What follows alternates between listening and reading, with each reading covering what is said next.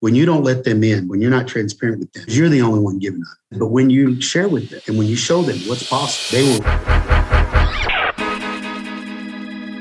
All right, Mr. Salinas, thank you so much for being on the show today. I'm so proud to have you on my show, something that I really wanted to set this up for a long time. But how are you doing today, sir? I'm doing good, man, and I'm happy to be here. Are you kidding? Yeah, well, first of all, it was great to see you at the Insurance Growth Conference. Sure. You did a great job on stage. I kind of want to get some tips on public speaking, but there's so much things to talk about. You've been an agent for 30 years. Yes. 11 straight years, Century Life Awards. That means 100 policies a year. Or more. 11 years in a row. 2 times back-to-back Life Agent of the Year. Yeah, 2020 and 2022 Life Agent of the Year. That's right. 2022? Yeah, 2020 and 2022. Oh, okay. Already winning it. Yeah. Oh, okay. Yeah. Yes. Yeah. And then, the 334 issued and paid in 1 year last year. Yeah. So the team and myself, I can't take credit for it, but the team and myself, they set 3 company records last year. And I've been asked, are these records that they decided on? I don't make a decision as to what our goals will be without involving them. I don't like speaking for them. I know that they're fundamentally why we're successful. And so I'm asked always when the year starts, well, what's your goal this year? What's your ambition this year? I tell them, look, I hadn't spoken to my staff yet. Or if we're in mixed company, I'll look at them and go, what do you think? What do you want to say? Because I won't take words out of their mouth. And if they're willing to go chase a dream or a goal, then I'm all in. But I don't create those goals for them. I know a lot of times agents will ask that, what are your goals for your team? What parameters do you set for them? What requirements do you set for them? I don't do that. I know that that's something you and I share. I think it's really important to let each one excel in their own way. They're all different. They're all unique. I don't hire a specialist. I hire an ambition, a personality, a go-giver, and then we bring out the best in that individual over time by pouring knowledge into them, resources, time, money, everything we can to develop that person. And the ultimate goal is for them to be a contributing factor to the agency, a profit center of their own, and then more than that, for them to reach all their external goals in their life, being a homeowner, owning a new car, having a child, adopting a child, whatever their goal is. So we're very interested in what's going on in your life outside of these doors at just as much as we are inside of these doors. I didn't used to do it like that. I don't want to make it seem like I did. In the beginning, I had a regimen of saying, well, at 6 o'clock, when Dan clocks out or when he leaves, whatever he does is his business. Whatever he wants to be into is none of my business. I used to live by that. I don't anymore. I came to Susan early on and I said, listen, I've learned something. If Dan or one of our employees, if his personal life is in turmoil, then his business life will be in turmoil. I said, we have it all wrong. We need to get involved in their life outside of here, and we need to help them right their ship, if you will. And that will make them a lot more productive in-house. So we began to make a transition, if you will, from hiring someone to actually growing someone.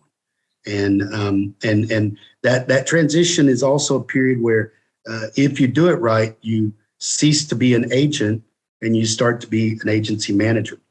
I'm gonna say this with all sincerity. A lot of people don't get that really early. You did, Dan. You are a manager in my eyes before you are an agent. And most people struggle with that. They want to micromanage everything. They want to quote everything. They want to hire staff and have them be exactly like them. They want to put requirements on them. They want to put a quota on them. They have expectations, and they want to hire them in a nutshell to do all the things they don't want to do, and some of the things they've never done.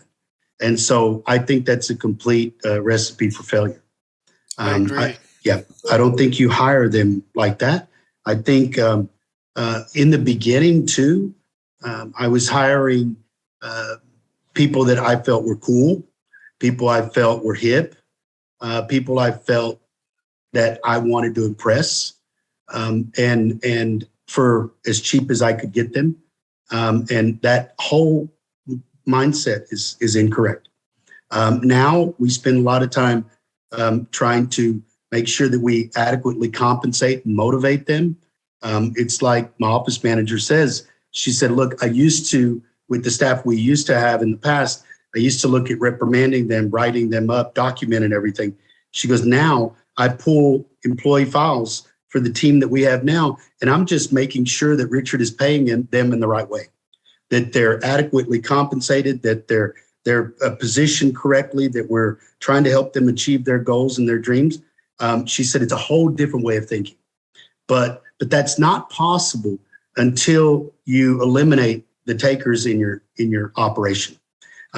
I say this and I'll say it again. You have to surround yourself with go-givers. If that's 2 or 3, then fine.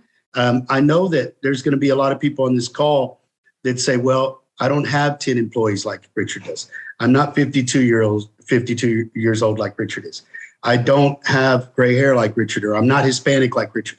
They do these things to create these walls that help them cope with why they're not achieving their ultimate potential. These are excuses that they use. But if I always tell them, if you'll just drop those excuses, and if you'll say, well, what if I try this in a different way?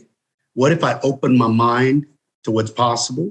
What if I quit doing it exactly the way I've been doing it? Most agents, even the above average agents, if they'll just ask themselves, where am I? And how much effort am I putting into this? A lot of them, it's not for a lack of effort. It's not that they're not working hard. It's not that they're not putting in the hours. It's not that they're not suffering. It's that they continue to want to do it the way they're doing it. And they're not opening themselves to what someone else thinks. And often it's what someone else thinks that's right there on their team. I can't tell you how many visitors we have, both staff and office managers, that want to sit down and cry with us, complain to us, talk about verbal abuse, workplace abuse, underpaid, underappreciated, not motivated, inadequately compensated. We hear that all the time. I mean, I'm not saying it's always that, but we do hear that often. And so we feel bad, and we try to change things. I explained to them that I can only approach the agent and in an attempt to have them see the error in their ways. It doesn't mean that they'll do it, but we do have a success rate with showing them, hey, what if you did it a different way? But here, that's what we're doing, is just saying, hey, I got myself so far doing everything like a hamster in a wheel, okay? And not having time to set up systems, not having time to market, not having time to solicit, not having time for anything, including my personal life and my home life. Everything suffered. And I finally thought, okay, I'm a superb auto agent and a pretty good home agent and a below average life agent. This was my career. Wow. And what if I did it different? And I know that my office manager came to me numerous times and said, I don't know if you'll be able to make that transition. You are such a control person. You are such a micromanager. You have difficulty delegating. You have difficulty changing and implementing. And you're just have to control everything. And I kept telling her, no, I can make this transition. I can do this. And even with what we're going through now with Agent 360 and all the growing pains that I know all farmers agents are going through right now, all the different systems and Flex and anything that's being rolled out, Policy Center, Apex, I feel a bit of guilt to tell you that, Dan, I don't deal in personal lines anymore. I don't write auto. I don't write home. I don't know how to quote it. I don't know how to take a payment.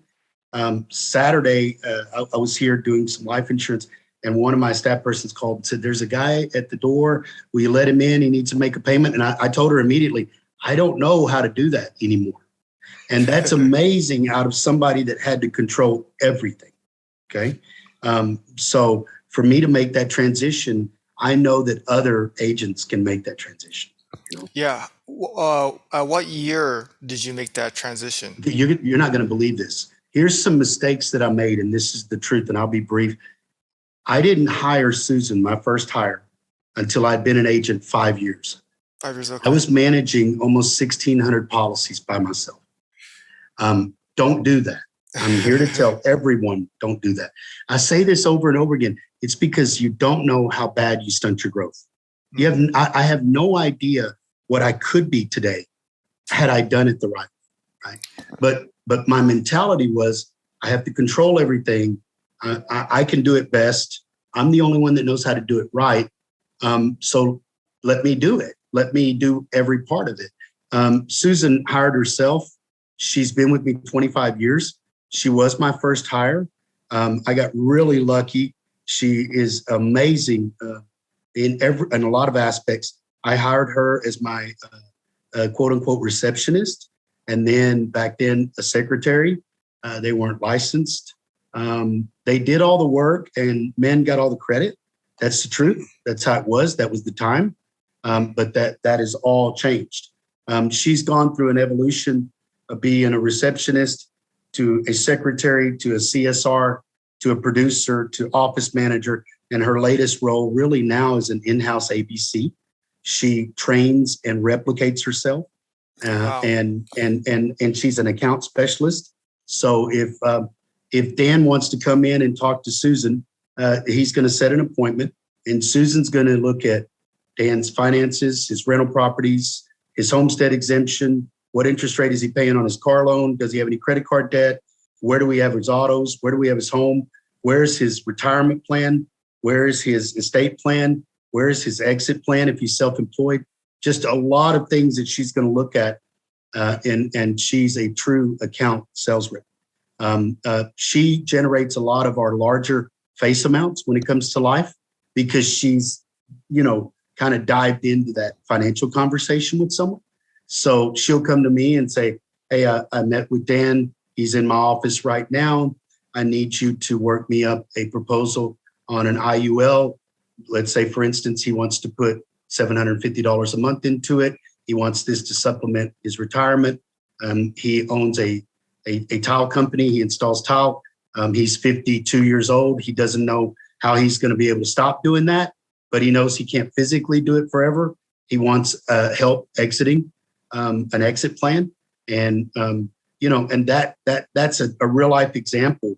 And I have individuals that she meets with that come back to me and go, well, Susan said, I needed an IRA and I did that. And Susan said I needed a mutual fund and I did that. And Susan said, that we did the homestead exemption correct, and I have great interest rate on my car loan and my home loan, and we did the interest savings program on my home. But now what's next? I said, well, what do we have in life insurance? How much term do we have? How much VUL do we have? And we just can start going down a road because she's already paved the road for me to walk on, So that is what her role is. But everybody here, and I know that you and I talked about this, but everybody on the call should hear, everyone is full-time. Mm-hmm. They're dual licensed in property and casualty and life and health. They're fingerprinted, they're background checked, they're appointed. They have their own office. They are bilingual, and 7 are notary publics. So I'm a big believer that if they're going to be a professional, an insurance professional, that we want to be included in every big decision that the consumer makes. If you're going to speak to someone about refinancing your home, we would like for you to come talk to us first, even if it's just for advice. If you want to notarize some documents, we don't charge for that. I pay for the notary bond and their notary renewals as long as there's an agreement that we don't charge for that service. So it's just a matter of making sure that we're involved in a lot of important decisions in a person's life. And Wow. I think that goes hand in hand with life insurance. Yeah, absolutely. Yeah, you have a team full of professionals, one of the best that Farmers has to offer as far as agency is concerned and just the professional level. And we share so much um, In common. in common as far as like, what we'd like to do for our staff and how we want Yeah. to help them and grow. But Yeah. before you had, the proudest agency you could imagine having, what were you like growing up and getting started as a young 20-year-old starting your insurance? Oh, Just that's good. take me back to the early ages there. Sure, sure. I come from, my father has a fourth grade education. He's an immigrant. My mother has a 10th grade education. I've been asked, and I'll say this quickly, I've been asked, how is it that your parents were successful at parenting? I tell them, look, it's not always what it looks like.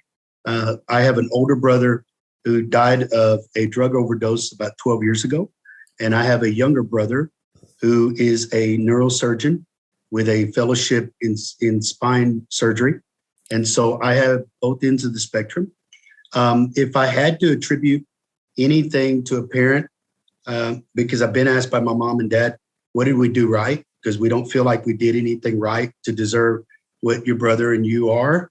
And I said, look, I've thought about it long and hard. And the thing that I can pinpoint is that they created stability for us. Mm-hmm. What I mean by that is when we got home, there was a home. We knew there was a bed. We knew there was a washer and dryer. We knew there was food in the refrigerator. We knew my dad paid his bills first. We knew the water wouldn't be cut off. The electricity wasn't going to be cut off. I never experienced that in my life growing up.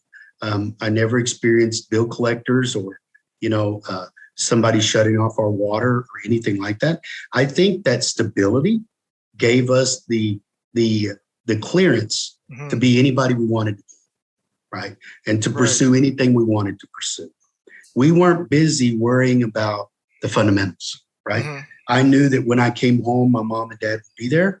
I knew that at a certain hour they would be in bed.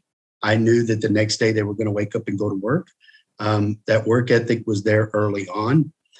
My dad, being an educated like he is, a lot of the things that I implement here at the agency and in my life come from him, as well as my mom. But my dad taught me early on, hey, look, if life were a track race, you're Hispanic, you're going to start out 20 feet back. It's a disadvantage that you can't change. You're going to have to do it better and cleaner than the next guy.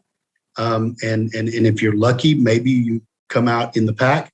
If you're even more lucky, maybe you win. But you're just going to have to do it different than everybody else. And he never apologized for that.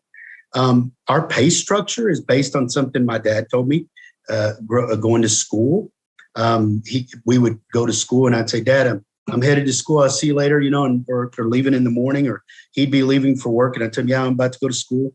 And he'd say, listen, do me a favor, go to school, learn everything you can. And one day someone will pay you for what you know. And that's still the fundamental basis for our compensation. If you learn more and you do more and you contribute more to this agency, then I owe you more. And so that idea comes from a fourth grader. Someone with a fourth grade education.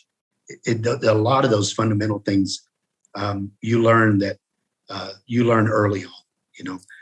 But that's how it worked out. They didn't see me as being an insurance agent. That's not what they wanted.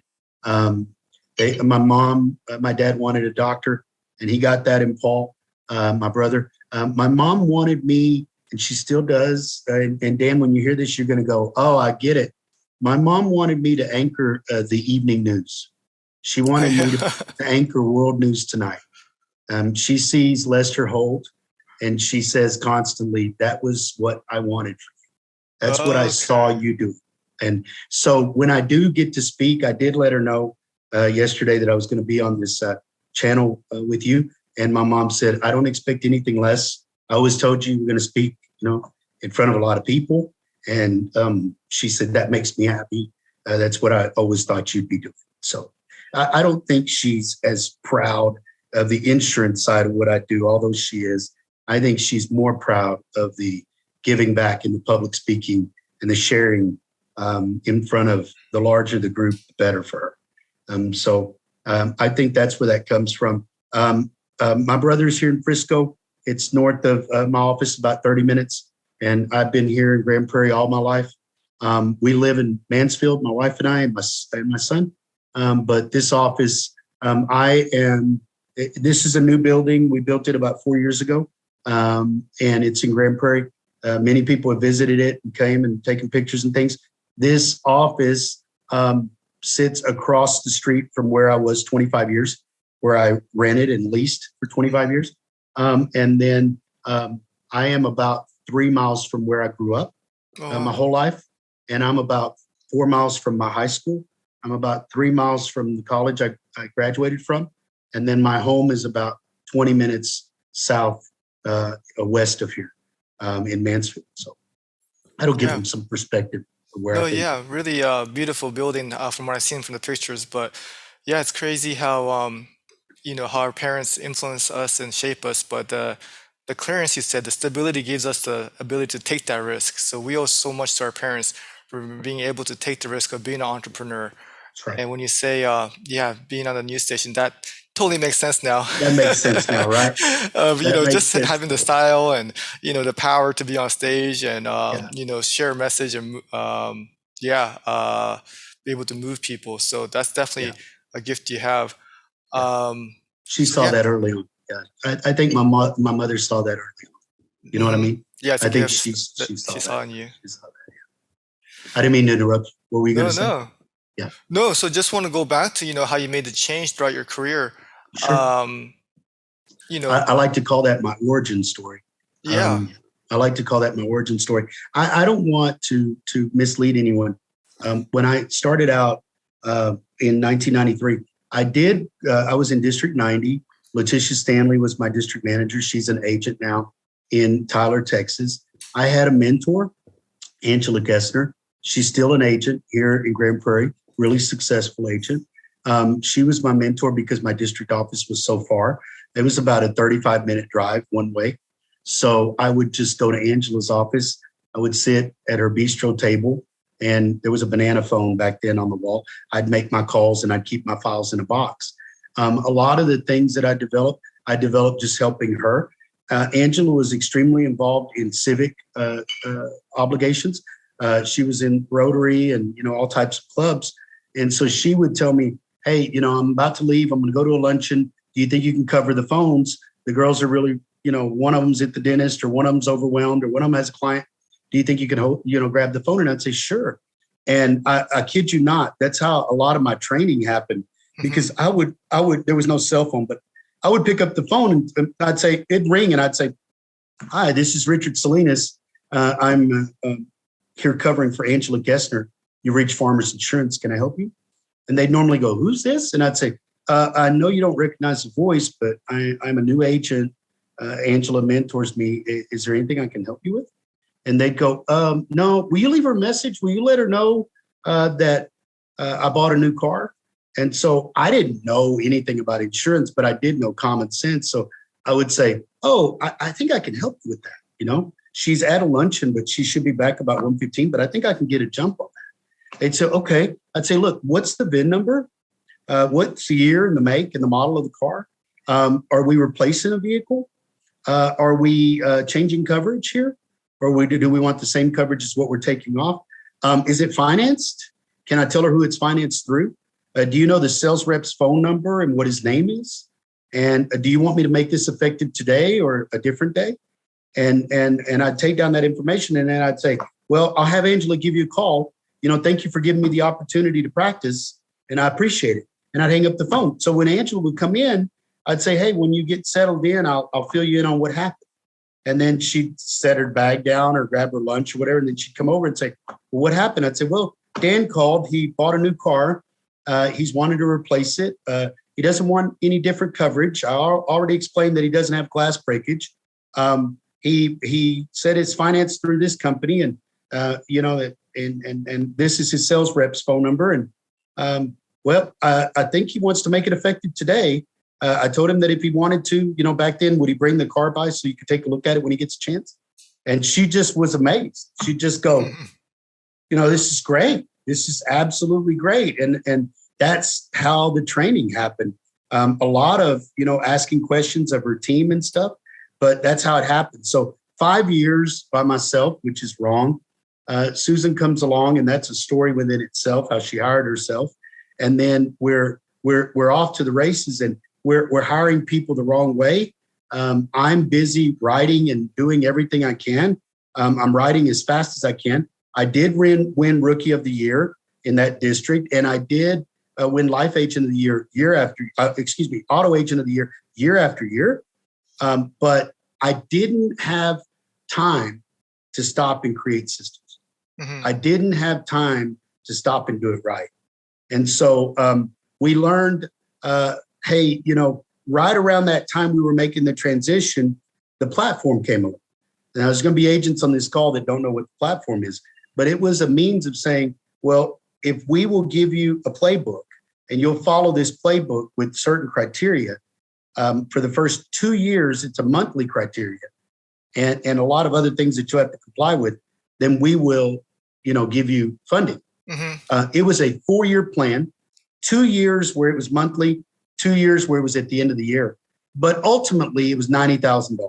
Mm-hmm. Okay, was what it would be. Mr. Candos's program. Yeah. So Al Candos's program. I was actually on the pilot program for that one. There you go. I remember. There you go. So I didn't join it the first quarter. I didn't join it the second quarter. By the third quarter, I did, and I know that my team was reluctant at the time. It's not the team that I have now, but it was similar. Susan came up to me and said, look, we don't want to be commissioned. We don't want to be you. We don't want a quota. And I said, Susan, they're not asking us to do anything we shouldn't have already done. They're talking about having 2 licensed employees at all times that we're open. That's what we should be doing. They're talking about being compliant with regards to our signage. That's what we should be doing. They're talking about our letterhead and our stationery and everything being compliant. It's what we should be doing. Mm-hmm. Everyone should be licensed here. Everyone should be appointed here. We should have the doors open 45 hours a week. All of this stuff is things we should be doing already.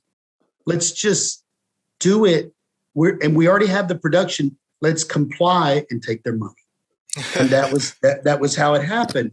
And so for the first time in my career, I actually stopped and said, okay, everybody needs to be dual licensed. Everybody needs to be appointed. And I started, changing signage and just really becoming compliant. And it was my way of being able to go back after so many years of not doing it right and really tidying it up and buttoning it up really good. And so I did that. And we were Smart Office compliant, and they came out with the program of being a perfect 7. We were a perfect 7 more months than any agent had been, 10 months out of 12 months, 1 year. It's fantastic. All of that was in place. So I really embraced having structure and having guidelines and going back and getting to do the things that I had not done. Along the way, a lot of systems were put in place. I'll give you an example. These are just examples. Susan would come to me and go, hey, so I have Dan in my office and you want me to interview him? I'd say, yeah, I already interviewed him once. He seems like a good candidate. Why don't you interview? And she would come over and tell me, where's the employee handbook? I'd say, well, I don't have one. Well, where's the career description? She didn't call it that. She just said, how am I supposed to know what I'm hiring for if you don't have it written down? And I'd say, Susan, what are you asking for? She'd say, I don't know. It's a list of what's expected of them. I said, oh, I think you mean a career description. She said, Richard, call it whatever you want. That's what I need. So a lot of those things just from hard knocks were implemented, right? I'll give you an example. The employee handbook. I called Sam Schlehuber. He's in my district. I called Joe Wimpy. He's in my district. I said, hey, do y'all have an employee handbook? Joe said, hey, I haven't looked at mine in 3 or 4 years. Sam said, I have one, but I'm embarrassed to show it to you. I said, send it to me and I'll revamp it and modernize it. And then I'll run it by an attorney at my expense. And then I'll run it by you again, let you tweak it. And if you approve it, then that'll be our employee handbook. And that's the way we did it. And so that employee handbook still stands today. So little things like that were just developed from Susan saying, hey, I need these things. And me saying, okay, now it's time to stop and begin to develop these things. And everything evolved in that way. Even our compensation structure. Right now, my team is a hybrid, especially being Hispanic. They are a hybrid of a CSSR and a producer. They are paid a salary for the service work and the retention they do. And they're evaluated and given raises on that. Mm-hmm. And they're paid a commission for the sales they do. It's fee-based. That's just a choice. And then that 6 of my producers out of 10 split my double down, my accelerator bonus with me. And then they all share my life bonus with me. I started out giving them 10% of my life bonus.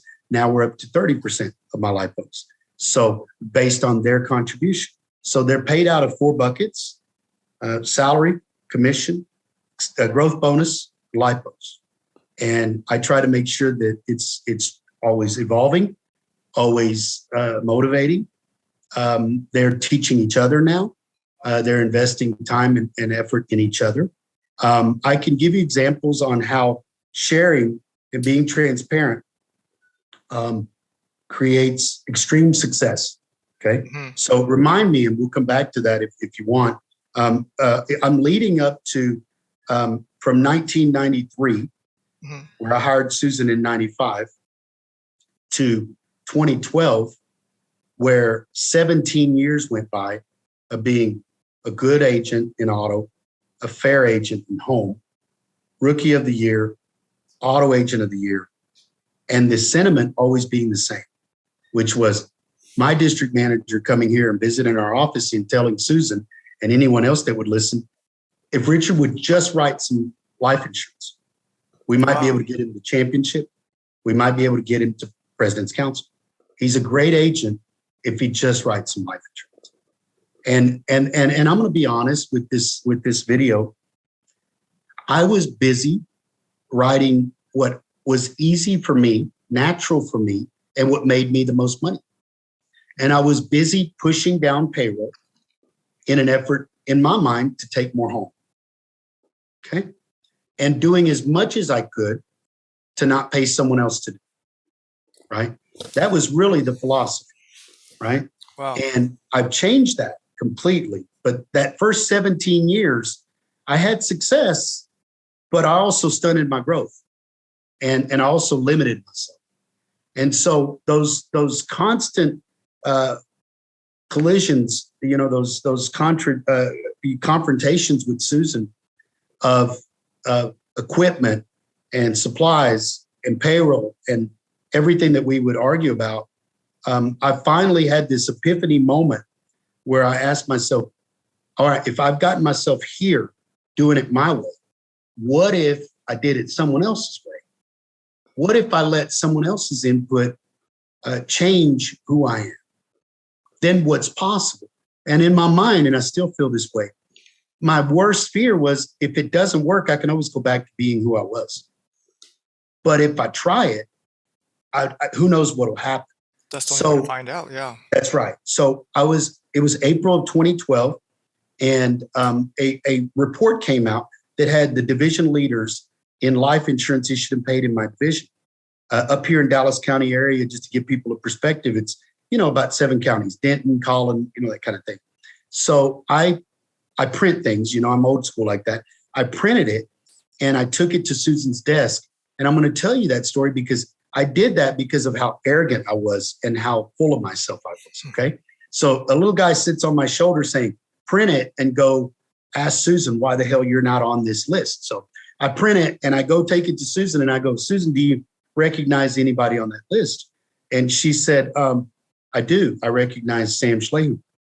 I said, well, Susan, just to give you an idea, in 2011, we issued about 23 lives. And Sam is on this list with about 53 issued and paid.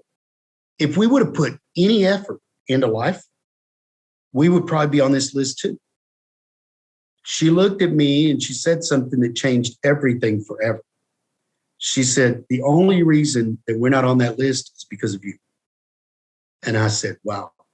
I went back to my office. I was quiet. I gathered myself. I let about 15 minutes go by. I went back into her office. I stood on the guest side of her desk and I said, Susan, I don't know if you've had a bad day. I don't know if you had a bad drive in. I don't know. But I just want you to know that what you said hurt my feelings.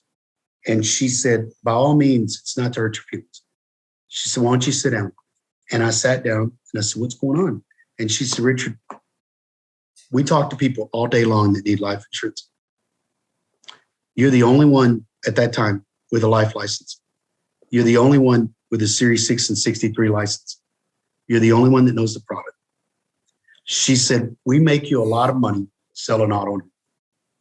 She said, I'm sure that when you want to sell life, we will. And I thought, wow, okay. So I went home and I had my laptop on my chest. I'll never forget it. And I say this because agents need to understand that it can be 17 years of doing it wrong and then one moment where you do it right. I opened up LifeNet on the left side of the accordion menu, often pieces of that menu for the first time in my career. I'm not ashamed to say that. And I opened it up and I came back the next day because I fell asleep with it on my chest and I put it down next to me next to the bed. I came back the next day and I said, Susan, do you know that they track back then who issues 30 issued and paid, 50 issued and paid, 100 issued and paid? They know what day, they know what time. Do you know they have things in Chinese, in Japanese, in Spanish? Do you know that the underwriting guidelines are there? I don't have to guess at what someone qualifies for. I can look at exactly what the underwriter's looking at. And she looked at me and she said, it seems like somebody's done their homework.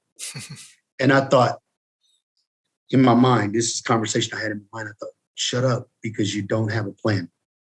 Just please don't say a word. And so I didn't. And I gave it about a week and I came back to her. I don't want to make anybody think that I still wasn't arrogant because I still was. I was still so full of myself and still so arrogant. I came back to her and I said, since you and everybody that we have working here at that time was 3 people and herself. I said, since y'all run into so many people that need life insurance every day, I'll make you a promise. I'll put it on the front burner. I'll make a priority out of it instead of putting it on the back burner in that part of the day that we never get to. I said, I promise you that. I said, and I promise to drop what I'm doing and prioritize it. As long as you promise to bring me 2 leads a day. She rolled her eyes, and I've asked her since then, why did you roll your eyes? Even in mixed company with large crowds. And she'll say, I rolled my eyes because I thought it was something you'd get over in a couple of weeks, like everything else. And I thought, I had that coming too. I deserve that. And I thought, I'm going to change that. And so the following Monday, she comes in, and I'm going to tear off 2 sheets of this paper here. And I was starting my day. I had coffee and probably had something to eat. And she comes in and she has 2 pieces of paper and they were white. These are yellow. And she puts them on top of my keyboard. And I'm just going to give you an example. Mm-hmm. She says, this is Dan. This is his cell phone. His wife has mentioned life insurance to me a couple of times. She's a stay-at-home mother. They have a 3-year-old. Dan's the only breadwinner. This is Jamie, for instance. Her and her husband both work. She's worried about what's going to happen to the house if he passes because he makes the house payment. And this is her cell phone and his cell phone. She's mentioned it to me multiple times. And I sat there and looked at those 2 sheets of paper thinking, this is not how I had my day planned. This is not how I saw my morning going. And I thought to myself, I'm just going to put them aside in my bin, my 2 bins. And then I thought, no, don't be a schmuck. Just make the phone call.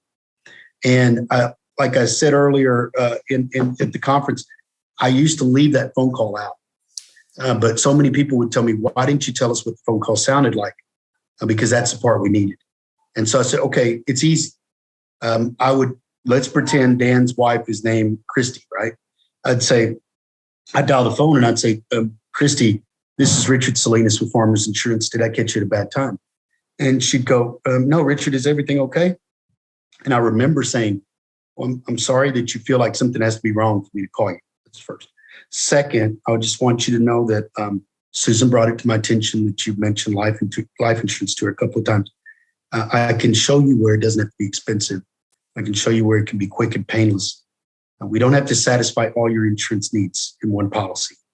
But I have to be honest with you. you've had your auto with us for 3 years and your home with us for 2 years. And I've been busy making money and selling you what makes me the most money. But the truth is that's not what's important, because the moment you're gone, that auto and that home will be gone. So I have to ensure your earning potential and the people you love most and their lives. And I can show you where that doesn't have to be hard. Do you mind if I send you over a couple of proposals? And so that's how it started. And that was April of 2012. And I started out selling term, right? I hear agents say all the time, I don't know what I should sell. I knew the difference between permanent, and term. And at the time, I had not sold any VULs. There was no IUL. So I was selling the value term, back then called the Level 2000, and the FFUL, the Farmers Flexible Universal Life. That's what I had. That's what I had. So I started out selling that. In 2012, on paper, because there were no digital applications, I ended 2012 from April to December. And on December 31st, there are parts of 2012 that I don't remember. I was that busy. I was that consumed with it. I was that driven by it. But nonetheless, we wrote 205 lives and we issued and paid 165.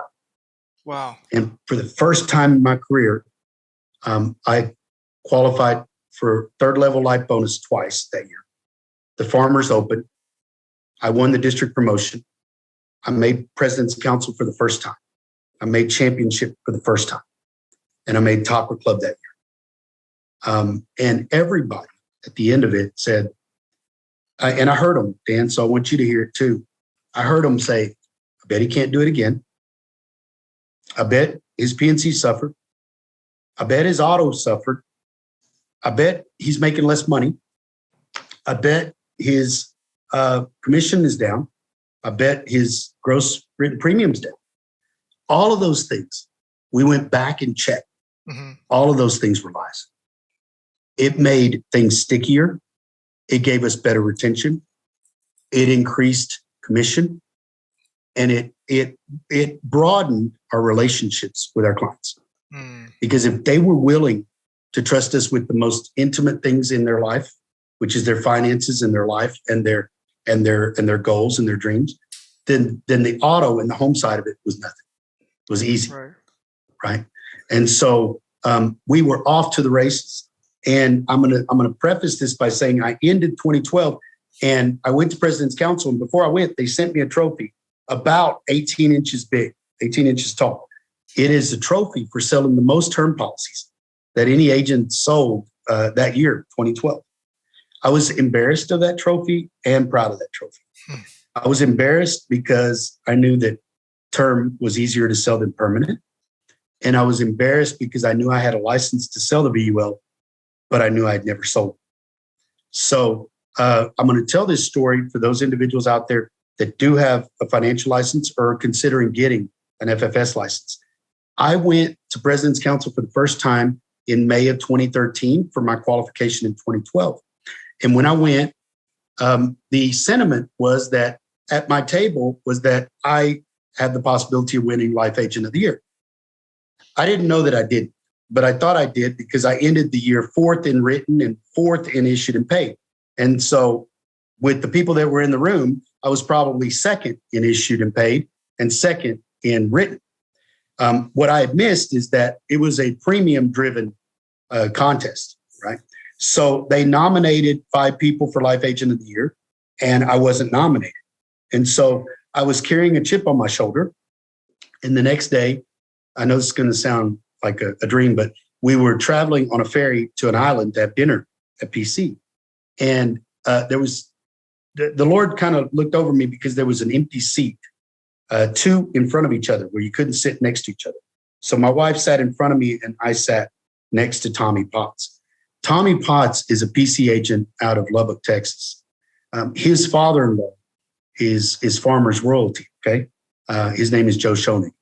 So anyway, I got to sit next to Tommy, and Tommy had been nominated for Life Agent. He didn't win, but he was nominated. So I looked over at him and congratulated him, and I knew him just on a high and by basis. And I said, Tommy, if you don't mind, can you tell me what it takes to be nominated for Life Agent of the Year? He said, what do you mean? I said, well, I was fourth in written, fourth in issued and paid. What gives? He said, well, what do you write? And I said, I better say term, right? Because I got the trophy before I went. So I said, term, mostly. He said, that's the problem. So I got defensive and I said, well, what do you write? See, that's what you do when you get your feelings hurt. I said, what do you write? And he said, mostly write VULs. I said, well, do you think you can walk me through that? See, you need to know that when Tommy said VUL, I got a sick feeling in my stomach because I had a financial license, but I only had maybe 2 or 3 VULs on the book. And all of those were family. So when he was saying VUL, it was something that I thought I couldn't do, right? I knew I couldn't do. So I told him, can you walk me through that? He said, well, yeah.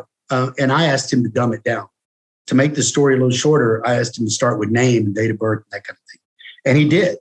And we got to a place where, in my mind, he got to the place where he was talking about the allocation. And I said, see, that right there is something I'm afraid of. I don't have time in my day to know what Janus or PIMCO or Fidelity have done in the past 3 years or 5 years. I don't feel confident about making my recommendation. He said, Richard, you're making this harder than it needs to be. He said, do you understand what a Sam's portfolio is? I said, sure. He said, well, if you know your client, then just look at it like buckets and put whatever your client can handle balanced, put it in that bucket. Percentage, slightly more aggressive, and then growth and really aggressive as the last bucket. He said, you can't make a mistake. I said, no, but what if I do? He said, well, honestly, if you do, the OSJ will sign it and send it back to you and tell you to get the client to initial it and change it. I said, well, hell, if somebody would have told me that, I would have done it a long time ago. So we were going on through the quote, and he said he would come to the part about A increasing or B level. And I said, yeah, there it is. I don't know the answer to that. He said, well, go with A increasing until you learn it when they're under 55. Go with B level after 55. I said, okay, just till you learn it. I said, okay. So then we got to the part where we would start talking about interest rate. And I said, there you go again. I don't know what interest rate to illustrate. He goes, again, if they're under 55, go with 4 or 5%, 6%. If they're over 50, if they're over 55, go with 4 or 5%. If they're under 55, go with 7 or 8%. Don't overpromise, okay? So that you'll look like a hero when you deliver. I said, okay. So we got to the end of it. He goes, now, this part of it, I need you to make sure you don't get wrong. I said, okay. He said, I want you to quote the term, quote the permanent, put both of them in front of him. He said, and quit spending your client's money. And I thought, okay. He said, you need to explain both and make sure that when you show them the term, that you show Dan what he's going to have in 20 years. 0. You show him what he's going to have in 10 years. You make sure he sees it. And then you show him what he could have in 10 years or 20 years with the VUL. And then shut your mouth. And I thought, I can do that. So I got back to my office and Susan said, hey, you have an appointment first day back. And I'll never forget it. I did the appointment. She came in at the end of the day. She looked into my door and she was leaning on the door. She goes, how did it go? I said, it went great. She goes, are you sure? I said, yeah, I sold it. It's good. And the whole time when she walked away, I thought, you're a schmuck, man. You went right back to what was comfortable. You sold the guy a term. You didn't quote both. You went right back to what you know. So the next day I got lucky. She said, look, you got an appointment the next day. The guy speaks Spanish and I'm going to need you to meet with him. I said, okay. And I thought to myself, just do both. Just quote both. I kept having my conversation with myself. And I can remember, and I was so arrogant, I can remember doing both. And I can remember pitching them to the guy. And I remember me going, so what do you think? And in my mind, I was so arrogant that I thought he's going to pick the term. He's got to pick the term because I know buy term and invest the difference. I know to put his money in the stock market. I know that he should have an IRA and a mutual fund. And I know he's going to pick the term. And he leans back and he crosses his arms and he looks at me and he goes, it seems like a no-brainer. That's what he told me in Spanish. Mm-hmm. And I said, here it comes. And he pushes it forward. He goes, the permanent. And I got that sick feeling again because I thought, how many times did I sell myself short? And what if I cost myself Life Agent of the Year? I know I did. So I sat there and thought about it, and I thought, this will change. This will change everything again. And in 2013, when I got back from PC in May, from 2013, May to December 2013, we wrote 65 VULs. Wow. And I tell people this all the time. Did the product change? No. Did the price change? No. Did the client change? No. What changed? My mindset, what I thought about. Just like Susan said. Just like Susan said. Yeah, it's all up to us. And what I feared, right? But I do say this, looking back on it, I've been asked, well, what did you do right with Tom? What I did right with him, he did right by teaching me.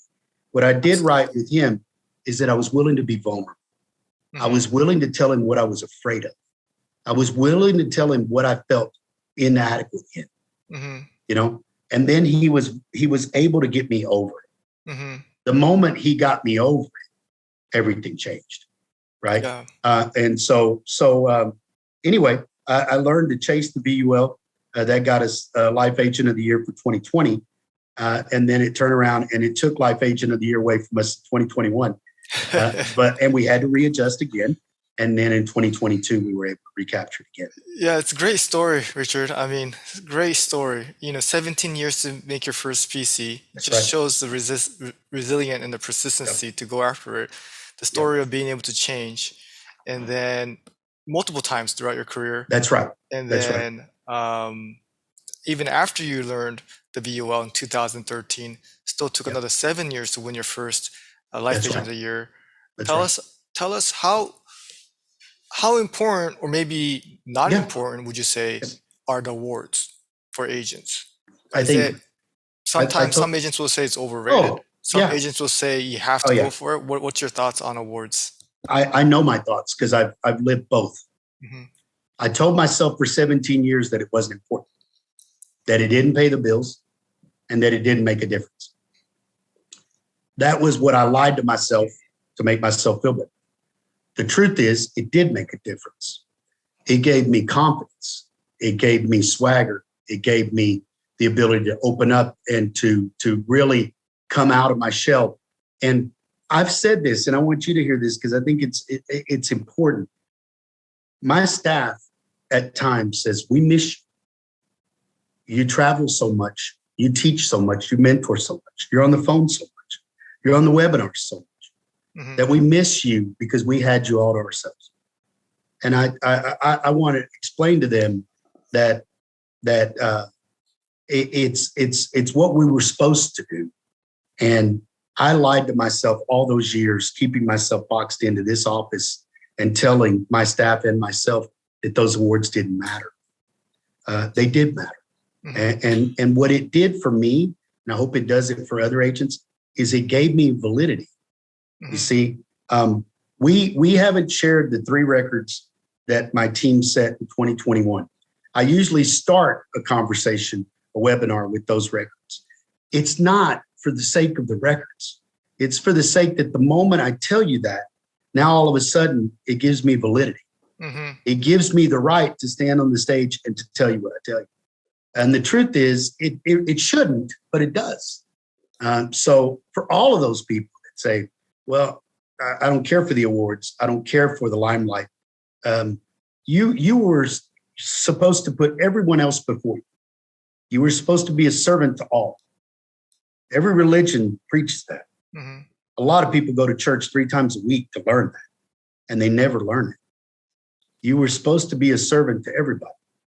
You weren't supposed to be me driven. You were supposed to be we driven and put me last. I learned something, and you'll like this, and it goes hand in hand with what I'm saying. I learned the other day this caption, and you're going to love it. The meaning of life is finding your gift. And then the purpose of your life should be to give it away. And today, we're giving it away. Today we're giving it away. Okay, That's powerful, Richard. that's powerful, right? What would you say, to agents that feel like, okay, maybe I'm dealing with this a little bit, Sure, but when you're on the stage and you're giving out your cell phone number and the sure. amount of help you do to the farmers community, the farmers Yeah, family, yeah. it's just mind blowing. And I have so much respect for you for that. Um, what would you say if, a contradictory view of saying, well, that you mentioned a little bit, that takes away from my business, maybe Sure, my family, sure, and where do you draw the line? Because sometimes I just, I try to get back to all the messages sure, and comments and sure. questions, but sometimes just because of my schedule, I may miss an email Yeah, and yeah, then completely ignore somebody, which I hate when it yeah, happens. But yeah. as much as I want to help, how do you balance that? It is overwhelming, and the truth is, everyone around you suffers, both at work and at home. At home more than work. Susan said it best once. She was looking at me and summarizing it. I think I came off stage when she said it, but she said, I began to realize that you don't belong to anybody, that you belong to everybody. She said that. And I thought, I finally have to come to grips with that myself. And she's right. But she says, and I think she's right in this too, she said, but it's what you love to do. And it's what you are the best at. So she says, we are along for the ride. It's may not be, she reminds me all the time, we don't want the limelight that you seek. We are okay being in the shadows. And I've had agents tell me all the time, do you fear that one of your team members wants to be an agent? They've made it clear to me numerous times that they're not interested in being me. So I'm grateful for that. I don't fear that, but I do want to reassure you that you will never balance that. I think you'll always practice to balance it.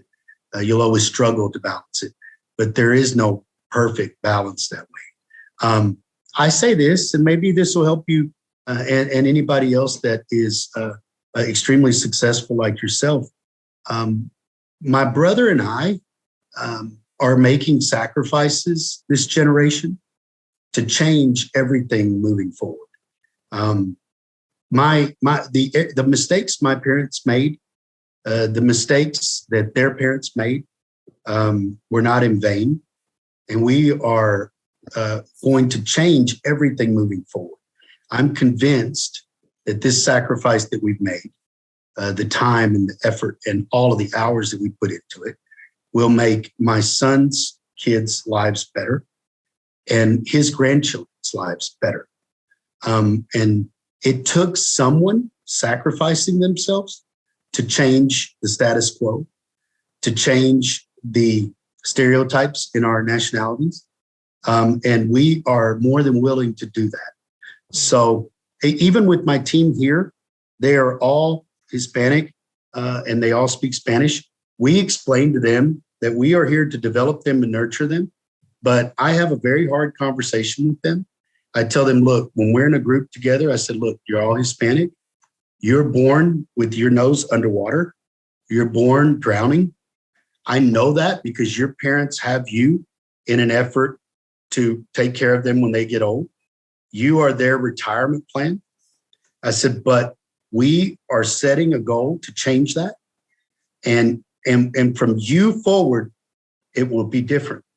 From you forward, there will be an inheritance and an estate and savings and retirement and long-term care. And there's going to be things that your parents didn't even think about or dream about. Susan and I promise to pull your nose above water, to write you, up, as long as you promise that you won't go back under, right? So it works. We've seen it. Everybody here, all 10 of them, are salaried. There's not a time clock. They're all full-time. They're all have great credit scores. They're all paid monthly like agents.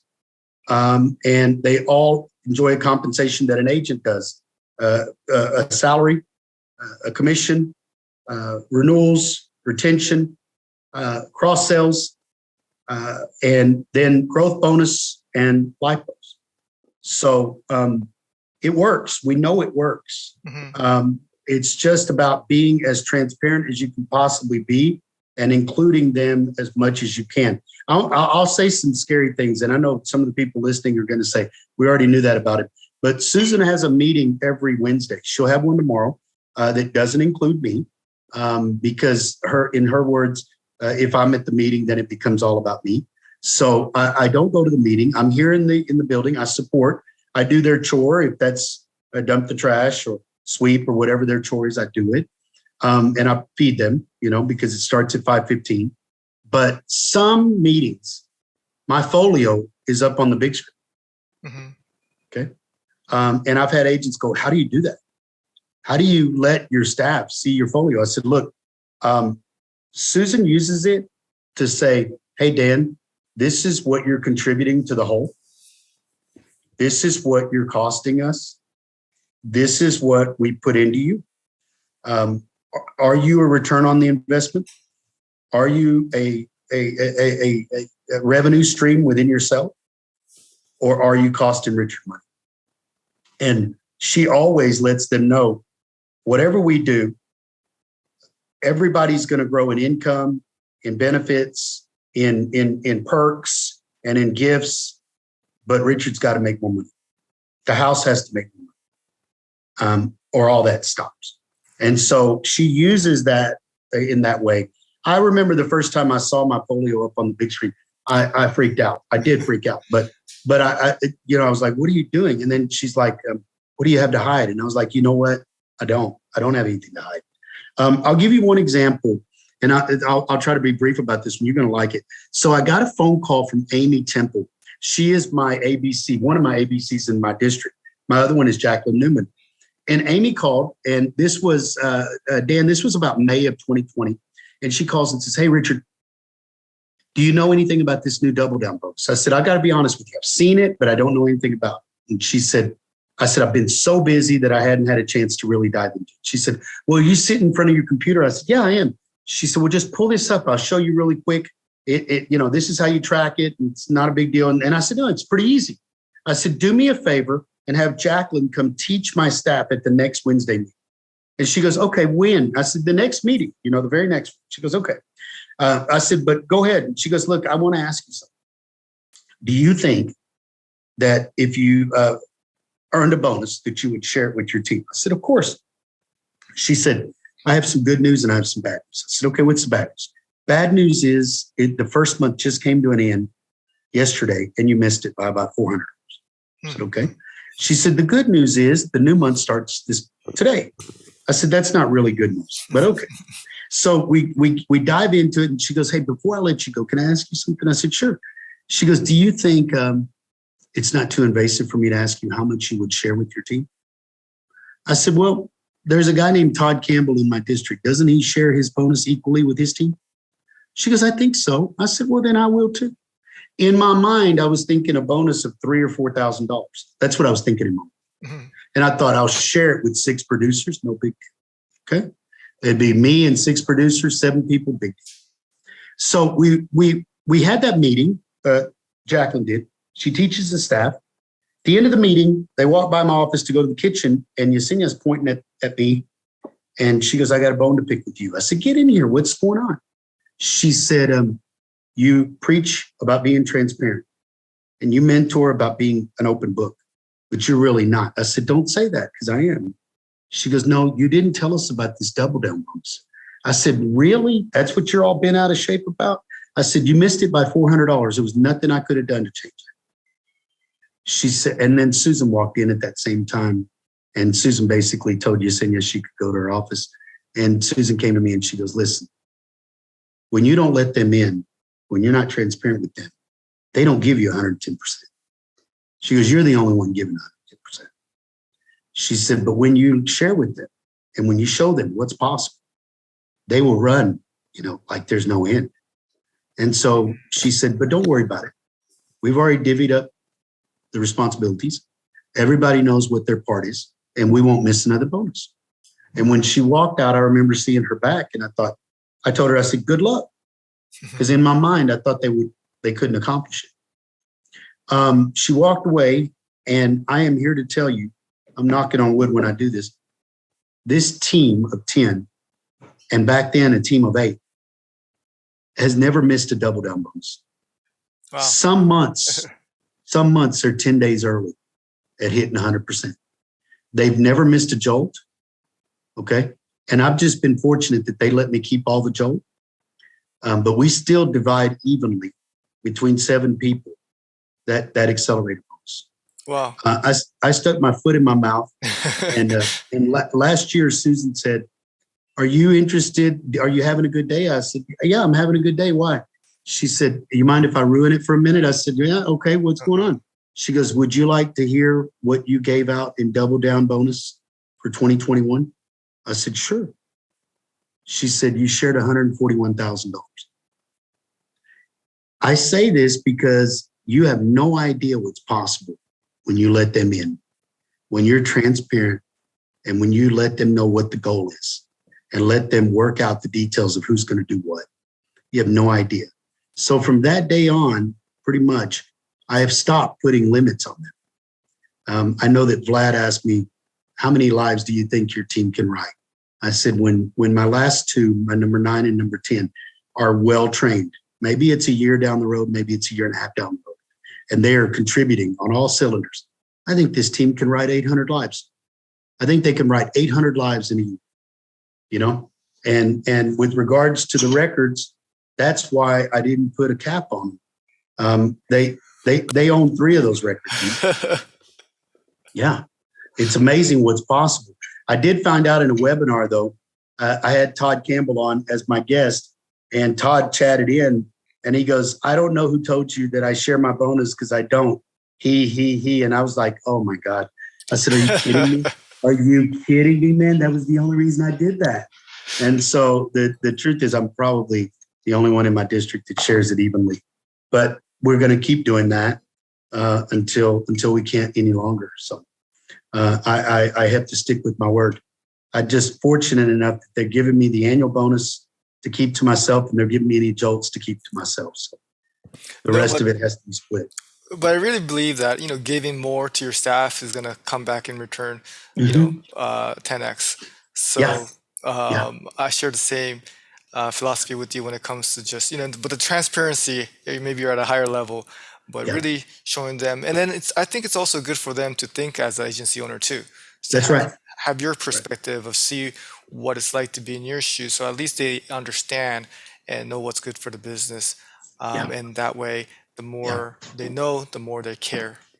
That's right. They come to me, they're stressed out lately with all the stuff with Agent 360 and everything else, and they come to me at times and go, "Boss, I just want to hug, I just want to vent." It's okay. And so we'll talk for a minute, and then they'll tell me, "Man, you don't know what I'm going through. I got this case, and he's threatening to cancel, and this one, is mad about a raid, and this one, wants to review this and review that." And I just sit there and laugh, and I think to myself, they don't know that I know exactly what they're going through. I used to do that. I used to go through that. And so I just laugh at it and just think, y'all wanted this. You wanted to have all of my pain. You wanted to have all of my worries and all of my concerns. You wanted me to treat you like an agent. And I am. But what you weren't ready for is that it comes with all that. Yeah. It comes with long hours. It comes with stress, and it comes with, missing vacations and missing recitals. And it comes with all that. But it only comes with that once you're fully vested. I told him, I said, but the irony of it is, you thought that money was going to give you freedom. And the more money you're making, the less freedom you have. I said, I tried to keep that from you for as long as I could. I tried to make that only affect me. But I only got so far doing that. And so I had to open it up and let you know my pain and let you experience all of my hardship. And now you are just like me. And now I can't stop it for you. I can't make it go away. And I tell them it'll only get worse. The better you get, And the more effective you are, the less you're going to have freedom from that phone and that email and that text. They're going to follow you. I think this is important, and so I'm going to share it on this webinar. Agents ask me all the time, what's the key? How do I get started? How do I prospect? What do I do? I said, look, don't walk up to someone and say, hey, Dan, my name's Richard Salinas. I'm an insurance agent with Farmers. Can I quote your auto insurance? Who are you with? Oh, I'm with Geico. Well, Geico sucks. Their rate sucks. That's never going to work. That'll never work, especially not for a long period of time. You're better off, and this is my approach, and anybody can borrow it that wants. You're better off going, Dan, hey, listen, my name is Richard Salinas. I'm an insurance agent with Farmers. I'm trying to get my agency off the ground in Grand Prairie. I'm looking for people who are unhappy with their rate, unhappy with their agent, unhappy with their claim service, unhappy with response from the agency. If you know anybody, maybe you're related to someone, please share my number with them. The only way I'm going to be here tomorrow is if people like you refer me. And that is the end. And offered to be a service to someone. Offered to be a service. I've had agents ask me often, when should I quit calling someone? When should I quit soliciting someone? If you want a definitive time, it's when that person tells you that they're happy with their rate. They're happy with their agent. They're happy with their company. They're happy with their claim service. Then that's when you go, hey, you have no need for my services. But if you know anybody that's not, point them in my direction. I really like that. Do you know anybody? Because it's less invasive. It's less invasive. It's not like you're putting them on the spot. That's right. And that's right. They may say, well, actually, I do.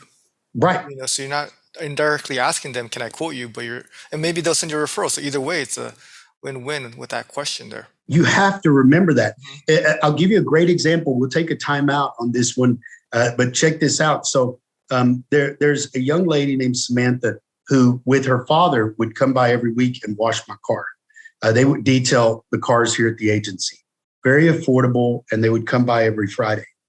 Anyway, I was looking, similar to what you're talking about right now, I was looking for an additional staff person. And she came in to get my keys.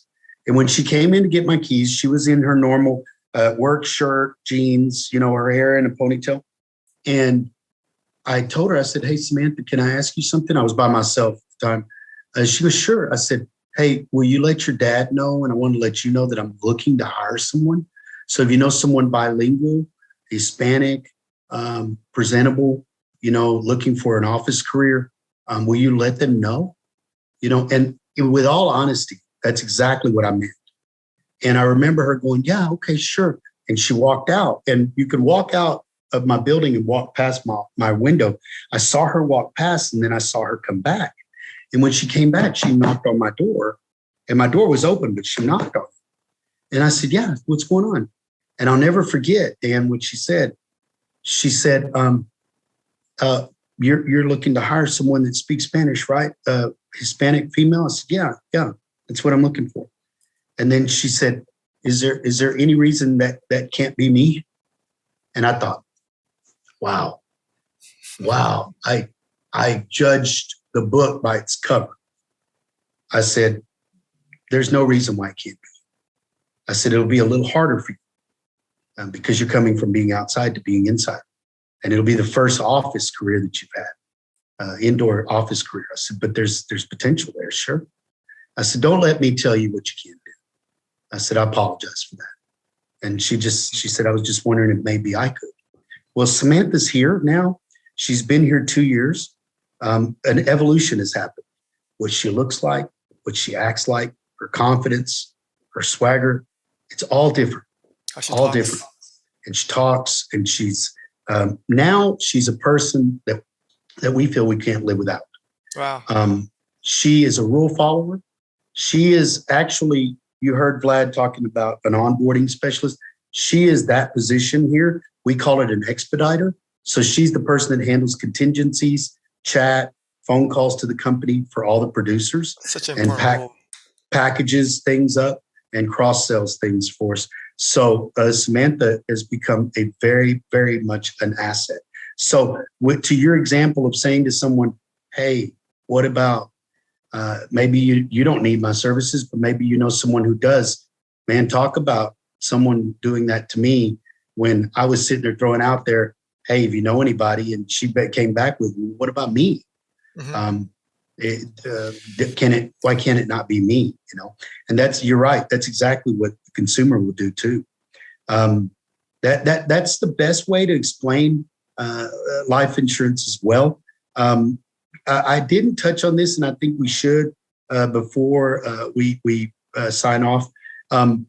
People are going to come and say, "Okay, what is the magic? I need the magic for life insurance. I need Okay. that silver bullet." That's what I'm looking for. Big time, big time. So here's how it happened. 2012, you already know. 2013, you already know. Each year, the district and the company would come to me, you know, the area life specialist and stuff like that would come to me and go, what is your goal for this year? They would do that every January and February. Okay. And I would look at Susan and say, what do you think? And Susan would tell me, Richard, one day I'm going to run out of leads. What are you going to do when I run out of leads out of ECMS? And I said, you know, I don't know. And she did that 2 years.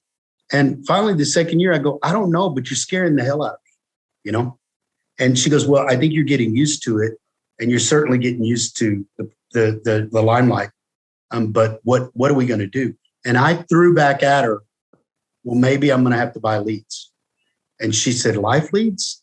And I said, yeah, life leads. And she goes, are those expensive?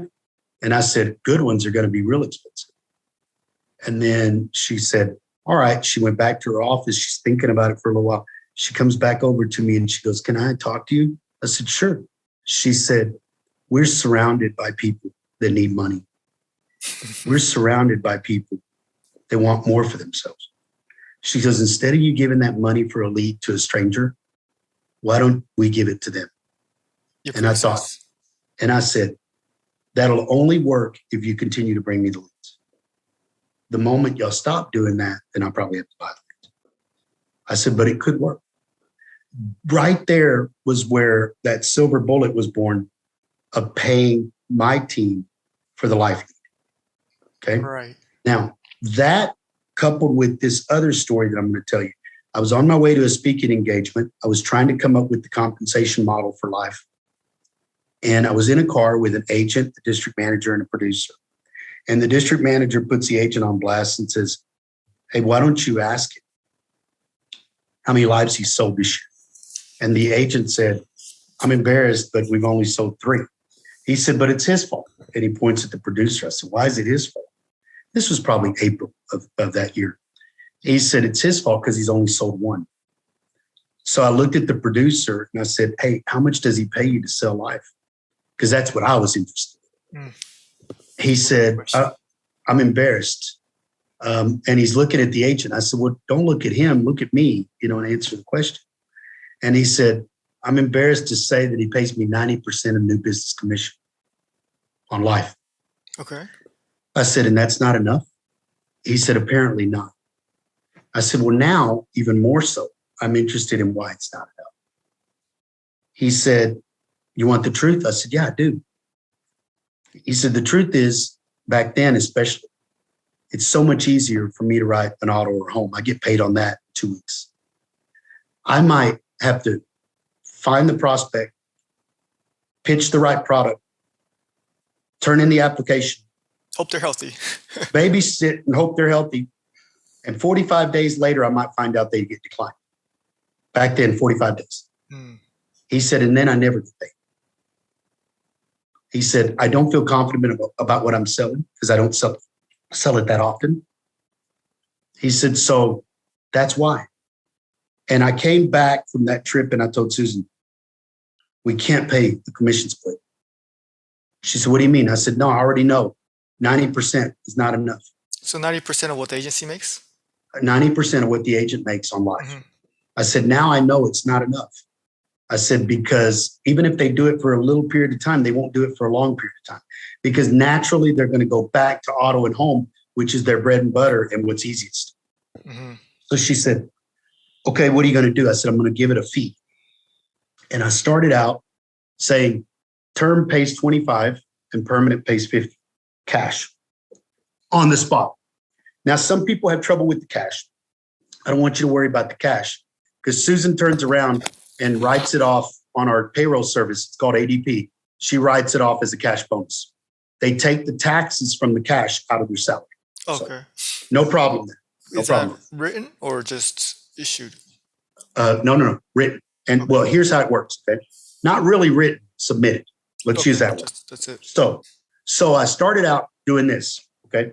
I started out telling everybody, hey, Dan, and everybody else, when you listen for triggers, and I'm going to teach you those triggers, and you pivot comfortably to a life conversation, and you find someone who's interested in life, and you cover the difference between term and permanent, keep it very vague, very broad. And then you find someone who's interested and you gather some basic information. When you bring them to me, I'm going to cut you loose and I'll take it from there. And I'm going to reward you in cash for doing it. Okay. So let's say Dan comes to me and says, and this is the way it normally happens. Dan comes to me and says, hey, boss, do you have a minute? And I say, sure, what's going on? You go, well, I have Christy in my office and we're doing her auto right now. Okay. And she's interested in a term product. Okay. Did you talk to her about the difference between permanent and term? Yes, I did. Okay. Did you talk to her about what you have? Yes, I did. Okay. What's her height and weight?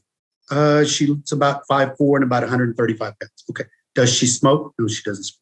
Any major medical conditions that she told you about? No, nothing major. Okay. Why don't I propose something for you? And so I would normally go, Dan, what do you think she wants? I know she wants term, but what limit? Well, that's the thing. She doesn't know. Okay.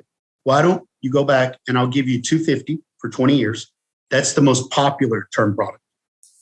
Okay. For someone that doesn't know, $250 for 20 years, that's the most popular term product. And how about I give you $500 for 20 years and you show her both. Mm-hmm. And it goes, okay. So then I send you back and I do my best not to go hijack your appointment. I don't want to go take over. I don't want to go make you seem like you don't know what you're talking about. I don't want to go make a demeaning. Okay. So I'll leave that alone. That's the part where I have to restrain myself because I'm a control freak. Okay. So I have to let you make your mistakes. Mm-hmm. So then I say, Dan, if you need anything, I'm here. Okay. So then you might come back to me and go, Richard, she likes the 20-year term for $250, but she also wants to see an IUL for $100,000. Okay. All right. I'm going to propose it $100,000 at 6.29, and I'm going to put a healthy premium in. Not the minimum. I'm going to put something that'll last her till she's good 90 years old. Okay. Not the max, but not the minimum. Something in the middle. Unless you tell me she wants to put $100 into it, or she wants to put $200. That's different. So then I give you the proposal and I go, here's the IUL for $100,000. Good premium is $50 a month. Carry her to age 90. Okay. And here's the proposal. So I send you back in there. And then what naturally is going to happen is you're going to come over and go, boss, I'm doing the auto right now on her, and then I'm going to quote her home. Can I bring her in? I said, sure. And I'm going to go, bring her on in. What did she decide? She wants to do the $500,000 term for 20 years. It's okay. So you bring her in and I go, hi, Christy, it's a pleasure to meet you. Take a seat, make yourself comfortable. Dan, if you'd like to go back to your office. Yeah, if you don't mind, boss, I'm going to go back and quote her home. Okay, cool. Go ahead. Okay. Because I don't quote PNC anymore. Mm-hmm. I don't quote umbrellas. I don't quote commercial. I quote large commercial. I handle large claims. I do auto, life insurance and financial products. And I manage this agency. Mm-hmm. That's all I do. Okay? That's a lot. That's a lot. And I don't, good. Thanks for saying that. And I don't micromanage my team. Okay. So you come, I send you back to your office so you get to go do what you want to do. You see? That's naturally what you're going to gravitate to anyway. Yeah. So then with Christy here, I say, Christy, make yourself comfortable. Did Dan get you something to drink? Yes, he got me a bottle of water. Okay, cool. Christy, this shouldn't be the first policy or the last policy you buy. We're not trying to solve all your insurance needs today. We're just going to put a plan in motion. And you're going to quit procrastinating, and I'm going to quit procrastinating, and we're going to put a plan that maybe we can revisit every 1 year or 2 years. Okay? I don't need cash today. I don't need blood or urine today. Okay? This is going to take about 15 minutes. If you don't have all the answers, I don't want you to worry about it. I'll text you when you get home. Okay? And by the way, you have a 30-day free look on this product. Farmers does not have a product that we sell other than this product and life insurance that allows you to look at it 30 days after I deliver it to you. And then if it's not everything I say it is, you can hand it back and Farmers gives you your money back. The only thing you're missing, the only thing you're going to lose is time. That's it. Okay? And there's not another product that does it. And so I say, do you mind if we get started? And she goes, yes. And so I start, what's your name? What's your date of birth? And I'm going as fast as I can. Now I can do an app now in about 12 minutes, start to finish. Okay. Why? Because I do it all the time. Right. I can do a simple app in about 8 minutes. Okay. Wow. You know what I mean? So I'm not worried about that. But here's what I did in the beginning. We're going to pretend that I was given $100 like I do now. I would go back in front of everybody and go, hey, now that Christy's left, I need everybody's attention. I said, Dan, I wrote $500,000 on Christy for 20 years. She promised that we're going to do something on her husband, and you're going to call her back because she wants to do something on her kids too. That is exactly the behavior I'm asking from you. Dan, I want you to take this $100 bill and I want you to spend it on yourself. That's what I want you to do. And I want to tell you that that's exactly what I expected. Nice. Now, and I walk away. When I walk away, what is everybody around you thinking? Dan didn't do crap. He doesn't deserve the $100 bill. That's what they're thinking. What are you thinking as a producer? How many people do I know that I can call and earn another $100? Right? And you got to go back to your PNC. You didn't have to input the life. You didn't have to babysit the life, and you didn't have to issue the life. You earn the $100 the moment I click submit.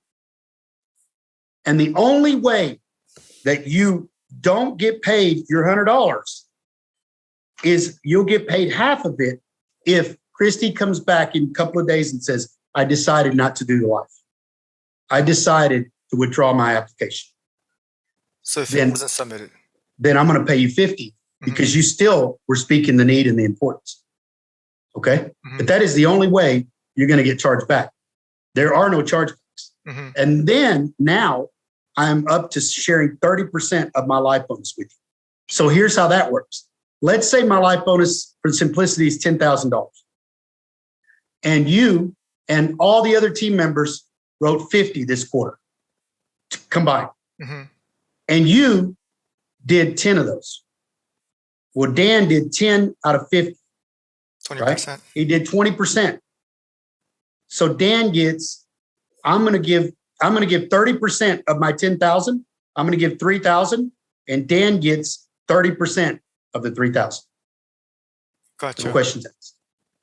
Dan can't bitch about it. He can't complain about it because Dan got paid on his contribution. Gotcha. So the actual premium, I mean, the commission is not irrelevant. Yeah. And guess what? Here's what I'm going to tell you. Here's what I'm going to tell you, and you're going to like it. They don't know the commission. If you come in and speak to my 10 employees, Dan, they don't know the commission. And you know what they'll tell you? Dan, if I talk to you about life insurance, if I talk to you about the IUL or the VUL or the value term, you can't accuse me of selling you what makes me the most money. We just want you to get a plan in place. That's right. That's right. And if you go, oh, I'm sure you're trying to sell me the biggest policy you can. No, Dan, I make $100 whether you buy the biggest or the smallest. So do you have any producers that do everything start to finish? No. Okay. There are two, well, there's three. Susan Yesenia and Christian are so versed and so good that they now fill out a pre-quote worksheet that has, I'd say, 80% of everything I need to do an app. Okay. And what I do now that they've gotten so well versed is, let's say you come in and go, hey, boss, I got a life for you. I go, okay, Dan. And let's say you're Yesenia or one of those two. I'll go, why don't you come on in and do it? And you go, okay, are you ready? I go, yeah, I'm ready. Come on in. And I tell you, Dan, sit down. You're going to be Christy now. Since you did the app, let's see how good you do. What is her height? What is her weight? Where was she born? What's her driver's license number? What's her social security number? And I'm going through it like that. And if I get to a place where I go, well, what's her beneficiary's date of birth? And you go, I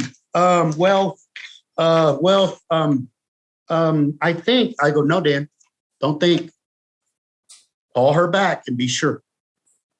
Because you're being her, right?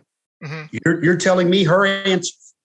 And every once in a while, let's say you come to me and go, boss, I have everything, but I don't have Dan's routing number or account number. I said, don't worry about it. I'll call. And you go, are you going to call or you want me to call? No, I'll call. And when I call, this is what it sounds like. Hey, Dan, Christian wrote your life insurance today. This is Richard Salinas. I'm finishing up your app. It's pretty much done. But I just wanted to let you know, hey, listen, can we skim some things real quick?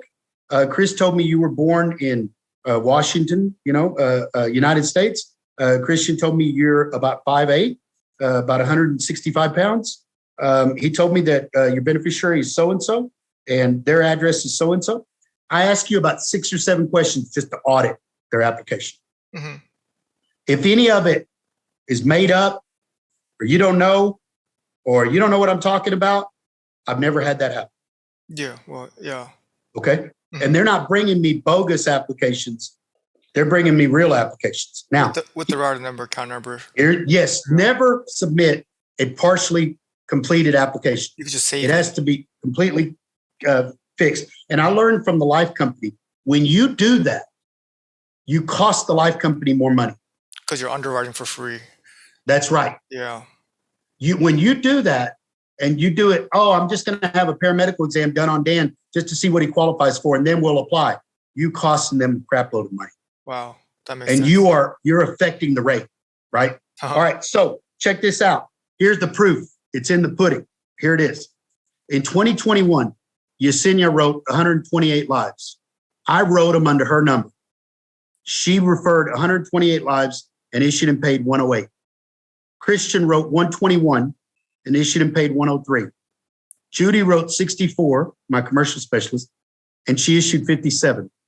Jesus wrote 30 and a half and issued 23. Susan wrote 17 and issued 14 and a half. Jessica wrote 11 and a half, issued 8 and a half. Samantha wrote 3 and a half, issued 3 and a half. Crystal, my document person at that time, wrote 2, issued 2. They combined to write 397. That was the first company record. They issued and paid 334, second company record. And they wrote 100. They issued 100 lives sooner than anybody had ever issued it, May 19th of 2021, for their third life record. Here's the proof. Their issue rate was 86%. So 86 out of every 100 apps issued. Wow. What about from the lead to written? Is that a high percentage? From a lead to written is probably even higher. Yeah. You know what I mean? Mm-hmm. Because they're not bringing me leads. Yeah. Why wouldn't that they haven't already vetted? Right. That they haven't already vetted. So I've had agents tell me, do you pay on issued and paid? No. We already learned from the car ride that doesn't work. Do you pay on an application? No, I don't want to reward them for filling out a form. Mm-hmm. Okay. I don't want to do that because then they'll fill out the form with bad information. And you also I want to reward them for the lead that leads to a submit. That makes sense? That's it. That's it. That's the key. That's a silver bullet. You're just reinforcing and you're rewarding leads. Yes. And why would you pay a lead company when you have people that are on the phones all day long in talking to people about PNC, their job is easier because they just have to generate a lead and they don't have to. So you put in the system 397 Absolutely. times yourself, Absolutely. the actual app. Oh, everybody's asked. We manage 1,650 life policies in force. Mm-hmm. And since 2012, there are 11 straight years of being over 100 issued and paid. Mm-hmm. Every policy that's ever been issued or inputted, I've inputted. Well, that's a good quality control thing too. Yeah. To make sure it's inputted right. That's right. That's right. And then just for the agents that may be a little afraid, like $100 per no, lead, no, no. does that math work out to making money? Here's what happens. If you start out at 25 and 50, right, like I did, then you realize very quickly that it's not enough, right? Mm-hmm.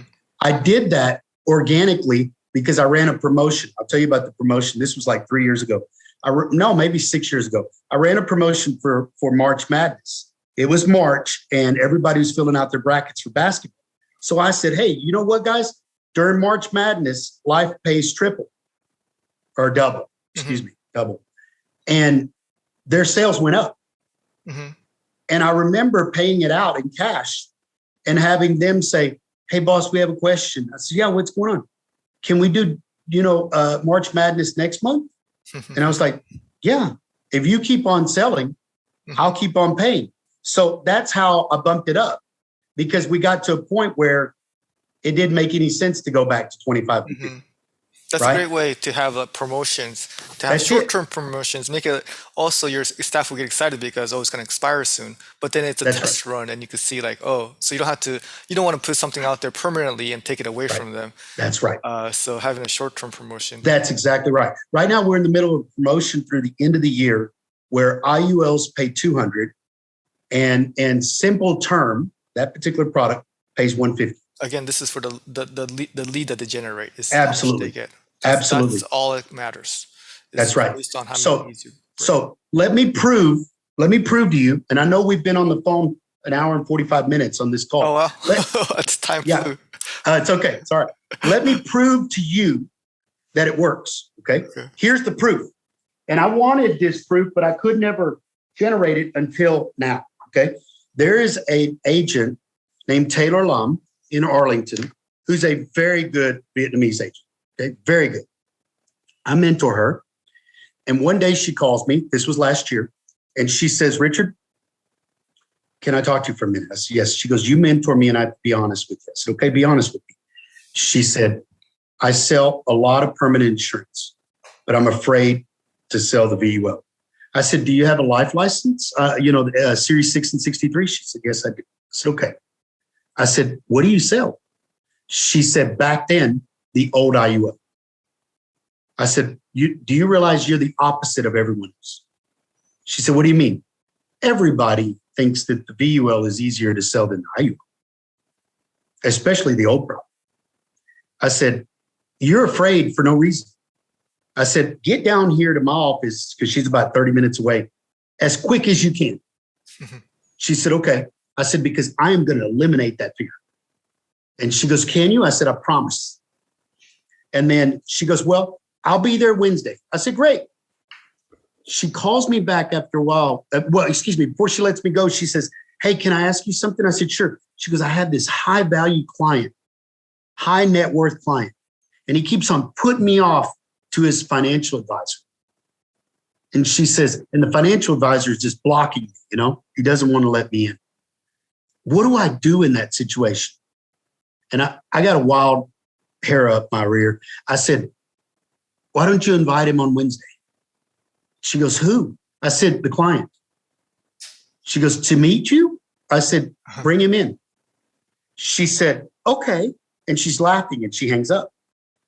She calls me back after a little while and she goes, you're not going to believe it.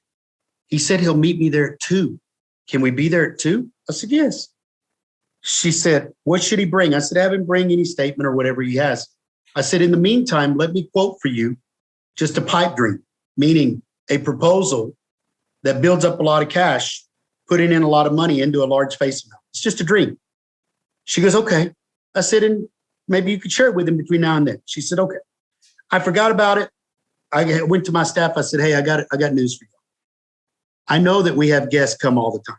I know that we have managers come all the time. I know we have company people come all the time.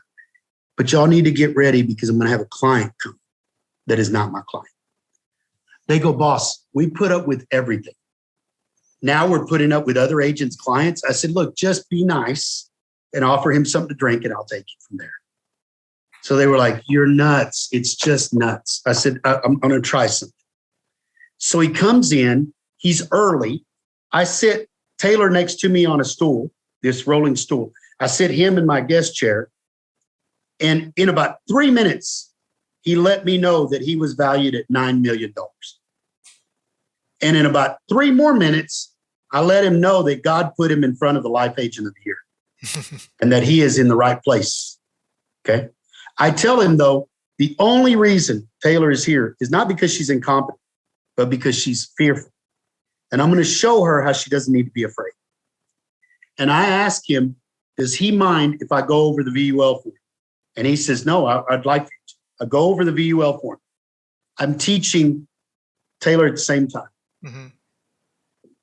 Then I get to a point where I tell him, what do you think? Do you think we should do an app? And he goes, yeah, let's do an app. I said, okay, Taylor, do you have an app? She said, yeah, I have one saved, but I'm embarrassed. It's missing so many things. I said, no, it's perfect. Can I sign in as you? That's what I do with my staff. She goes, sure. This is my user ID and my password. I said, okay, there you are. I said, let me pull up the quote. Pull up the quote. I said, you've already talked to him about term versus permanent. He's only interested in the VUL, right? Yep, he is. I said, okay, what's your name, height? And I'm going through her application. And anything she was missing, I explained to her, why are you missing it? Well, I don't understand that. Okay, well, let me explain it. You know, A increasing, B level. Hey, you know, what about, you know, taking a withdrawal from the money? Who's the beneficiary going to be? What's a delay clause? All that stuff. You know, allocation, everything. I go through it, everything. I get to the end and I get to the part about money and I look at him and I said, hey, so how much do you want to put into this? And he looks at Taylor and he goes, well, what do you think if we do that quote you gave me? And I thought, whoa. And I remember the quote I did. Mm-hmm. I said, oh, the quote was just like a dream, you know, as a what if? He looked at Taylor, he goes, well, I think I can afford that, right? And Taylor said, yes, sir. He said, let's do that. I said, just so we're clear, that's $1 million at $5,600 a month. So that sounds good. I finish it. He tells Taylor, hey, tomorrow, why don't you come by the office and pick up a check? Good. She said, I'll take care of that. He said, and then, Richard, do you think Taylor's ready?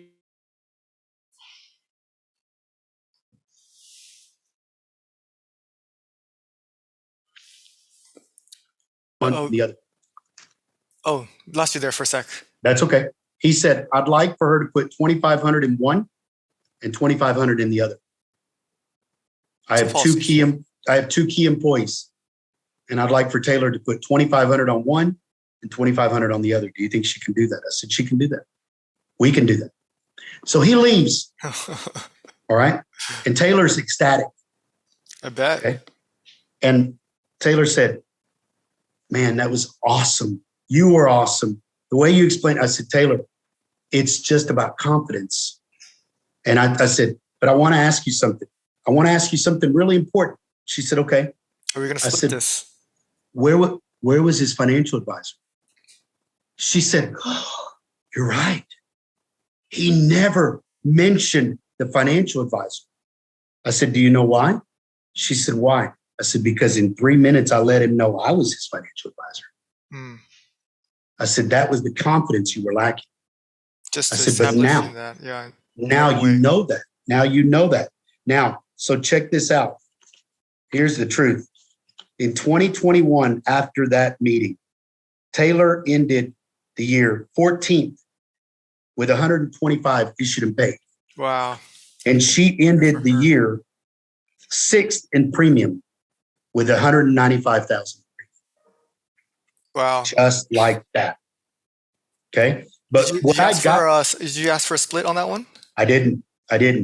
You know, she bought me a real nice travel bag from Toomey, and I laughed about it because my team told her that I could use a travel bag. She bought it for me. And then I asked my team, I said, do you know how much this bag is worth? They were like, no, boss, we just know that you use Toomey because that's what President's Council gives you. I said, this travel bag, this hanging bag, men's bag, I said, is worth $1,250. That was her gift to me. But no, I didn't ask her to split it. I was asked, what did I get from it? I said, what I got was confirmation. Confirmation that the way I do it works. Mm-hmm. I said, because Taylor did the exact same thing my staff does. She found a lead, she gathered some information, and she brought it to me. And it worked. Yeah. And that's proof. And I proved it. And I proved it worked. And I have agents that go, well, you didn't really prove it. Yeah, I signed in under her number. Mm-hmm. I did prove it. Just like I do with my team. Yeah. And you know, what you also got out of it is knowing that you're making a difference in the agent community. That's right. You know, if anybody knows anything about you, that's what you do. That's right. That's right. Well, I appreciate that. Well, can I add one question? Sure. To your whole system? Sure. How does it change when everything is more over the phone and not in person? I don't think it changes very much at all. You're still gathering information. A lot of things are still sold over the phone. I was at a conference maybe 5 years ago, where they were starting to use text, right? And so I was posed at that conference with the question of, do you think you could sell a policy when it's not in person with ink? Because there was no, e-sign. We had that little pad, but that was a reg, right? So I said, I think it can be done. And I was set to be a panelist on the main stage in like 2 hours. So I set out at that moment to text one of my friends who's a firefighter. And I said, look, I've talked to your wife. She's mentioned to me that she's worried about you. You have very little coverage with the fire department. We need to do a term product on you, and it doesn't have to be that expensive. Do you think I can send you the questions on the application 5 at a time? And I was in the audience when I did that. And he said, sure. Karen told me you talked to her, and I'm okay with that. Why don't you send me questions? I never let him know how long the application was. For all he knew, it was 10 questions. Mm-hmm. I never let him know that I was going to send him all the questions. I was just going to send him 5 at a time. Okay. And so throughout the conference, I was sending him another 5 and another 5. And I'd set my phone down, and another 5. And I'd set my phone down. And I would tell him, you're doing great. These answers are perfect. Keep going. And I'd send him another 5. And by the end of it, I got on the stage. I was on the panel, and they said, look, anything you want to share with everybody before we go? And I said, I want to share something with y'all. Y'all asked me if it could be done via text. If you want, into my phone, there's a completed application that I did for the first time while you were giving the conference. I said, it's proof that it doesn't have to be in person. And so they opened it up, and they were like, you did that from the audience. I said, I did that from the audience. I wanted to test that. And so now we do an application via text, we do it via email, we do it via phone call, and we do it in person. The only thing we don't do is email you proposals. If I email you a proposal, it's only that I'm going to stay on the line and wait for you to receive it. And all I'm going to do on the email is say, I'm going to send this to you. When you get it, I'll be on the phone with you. And I send it. And then when you get it, I say, hey, Dan, did you get the email? Yeah, I just opened it. Okay, let's look at it. Let me explain it to you. I never let you look at that proposal by yourself. Okay. Okay. And I never want to lead with saying, I'll send you a proposal. No, I would only do that if you demand it. Okay. Right. And I would only do that because then you're going to take it and dissect it. You're going to take it and show it to your other agent friends, or you're going to take it and show it to your family, and they're going to tell you that you need to be doing what they're doing, not that.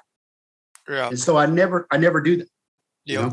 Or maybe they never even want to look at it, and that's right. Don't want to even go through it themselves. And I always start out by explaining this is a relationship sale. You're having to trust me. This isn't all the life insurance you'll ever buy or the first, okay? I have 4 policies. Susan has 5. This doesn't have to be a cure-all, do-all.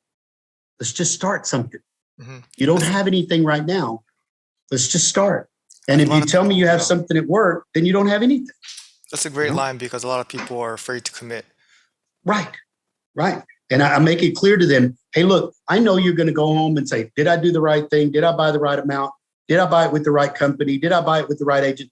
Don't worry.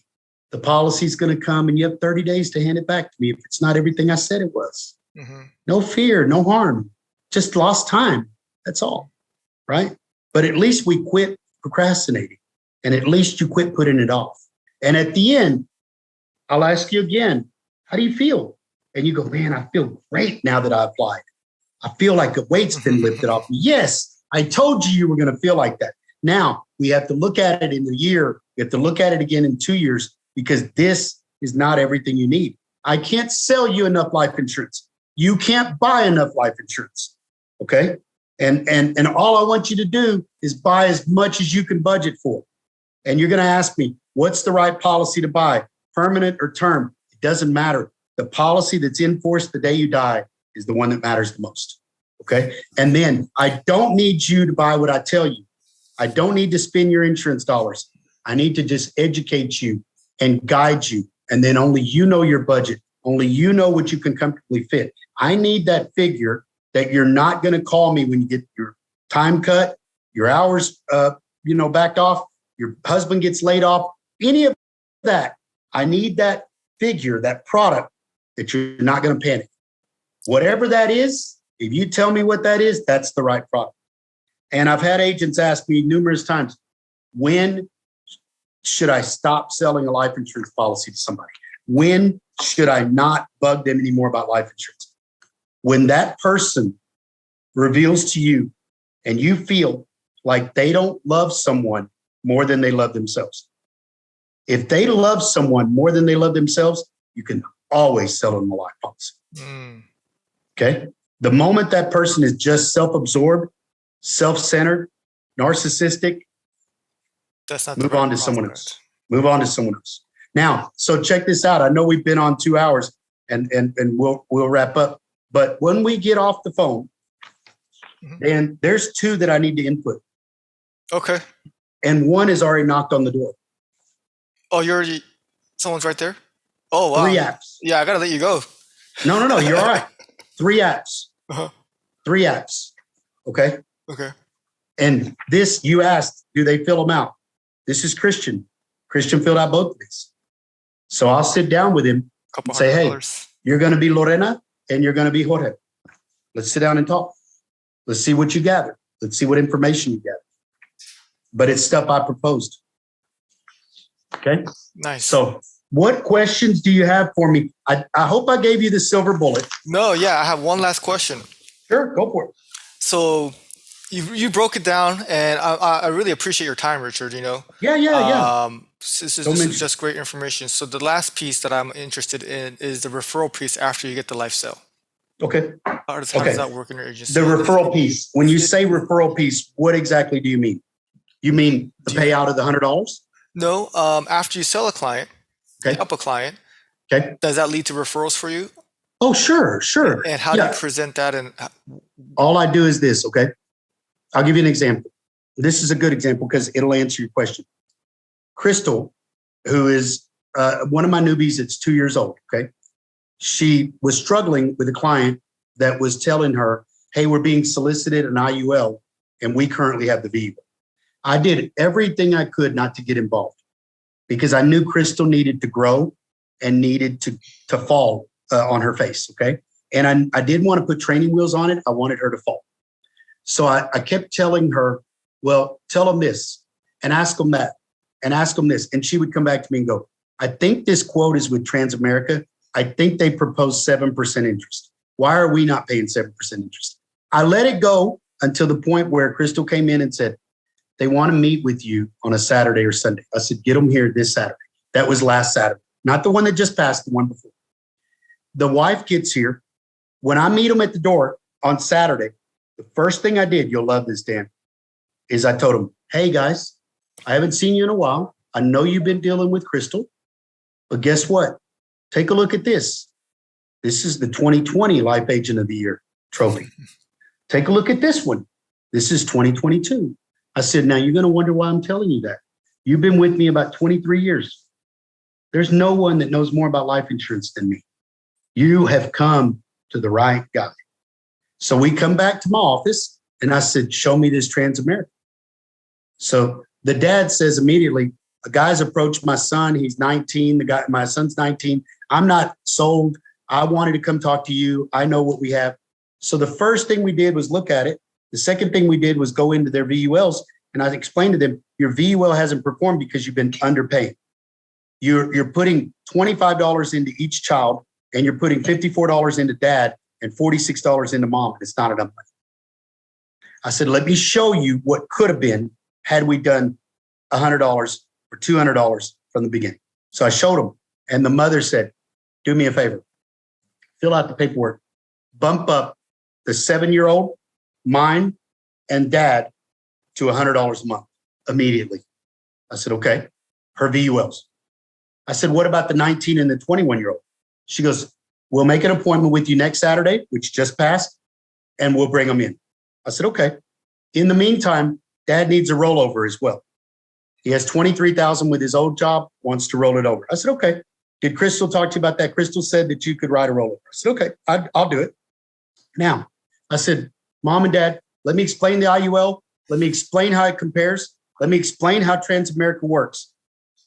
Our current IUL has a 0 floor, has no ceiling, 100% participation, is paying 6.29, is paying a bonus in the mark 5% of 3.5. You have a very good chance of ending the first year making 9.79. Okay. And you can buy as little as 50,000. And you can overfund it or underfund it. That Transamerica has 5 endorsements on it, and you're paying for all 5 of them. I'm not a big fan of endorsements, but I'll read them to you, and then you can tell me what you like. So I read them all to them, and the mom says, we want 2, not 5. I said, great.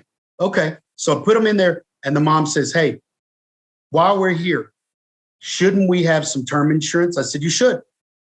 She says, show us $150,000 on me and him, 20 years. I said, okay, just $150,000. Yeah, that's all I think we need. Okay, 150 on dad, 150 on mom. She goes, let's do them. So we do 20 year, bump up the 3 VULs to $100, promise the mutual fund next Saturday, and bringing back the 2 boys to talk IUL with their mom and dad. This Saturday, they met me at 9:30. 7-year-old, 19-year-old, 21-year-old, dad and mom. And mom and dad said, start with them. I said, boys, let me explain what's wrong with the Transamerica quote. Let me tell you what we have to offer. And then both boys, I said, so what do y'all think? Both boys said, we'll take $100,000 IUL. One of them want to put $200 a month. The other one wants to put $100. Okay. Mom said, pass them their VULs. We want them to be paying for it out of their checking account. Okay. We'll change the payer on their 2 VULs.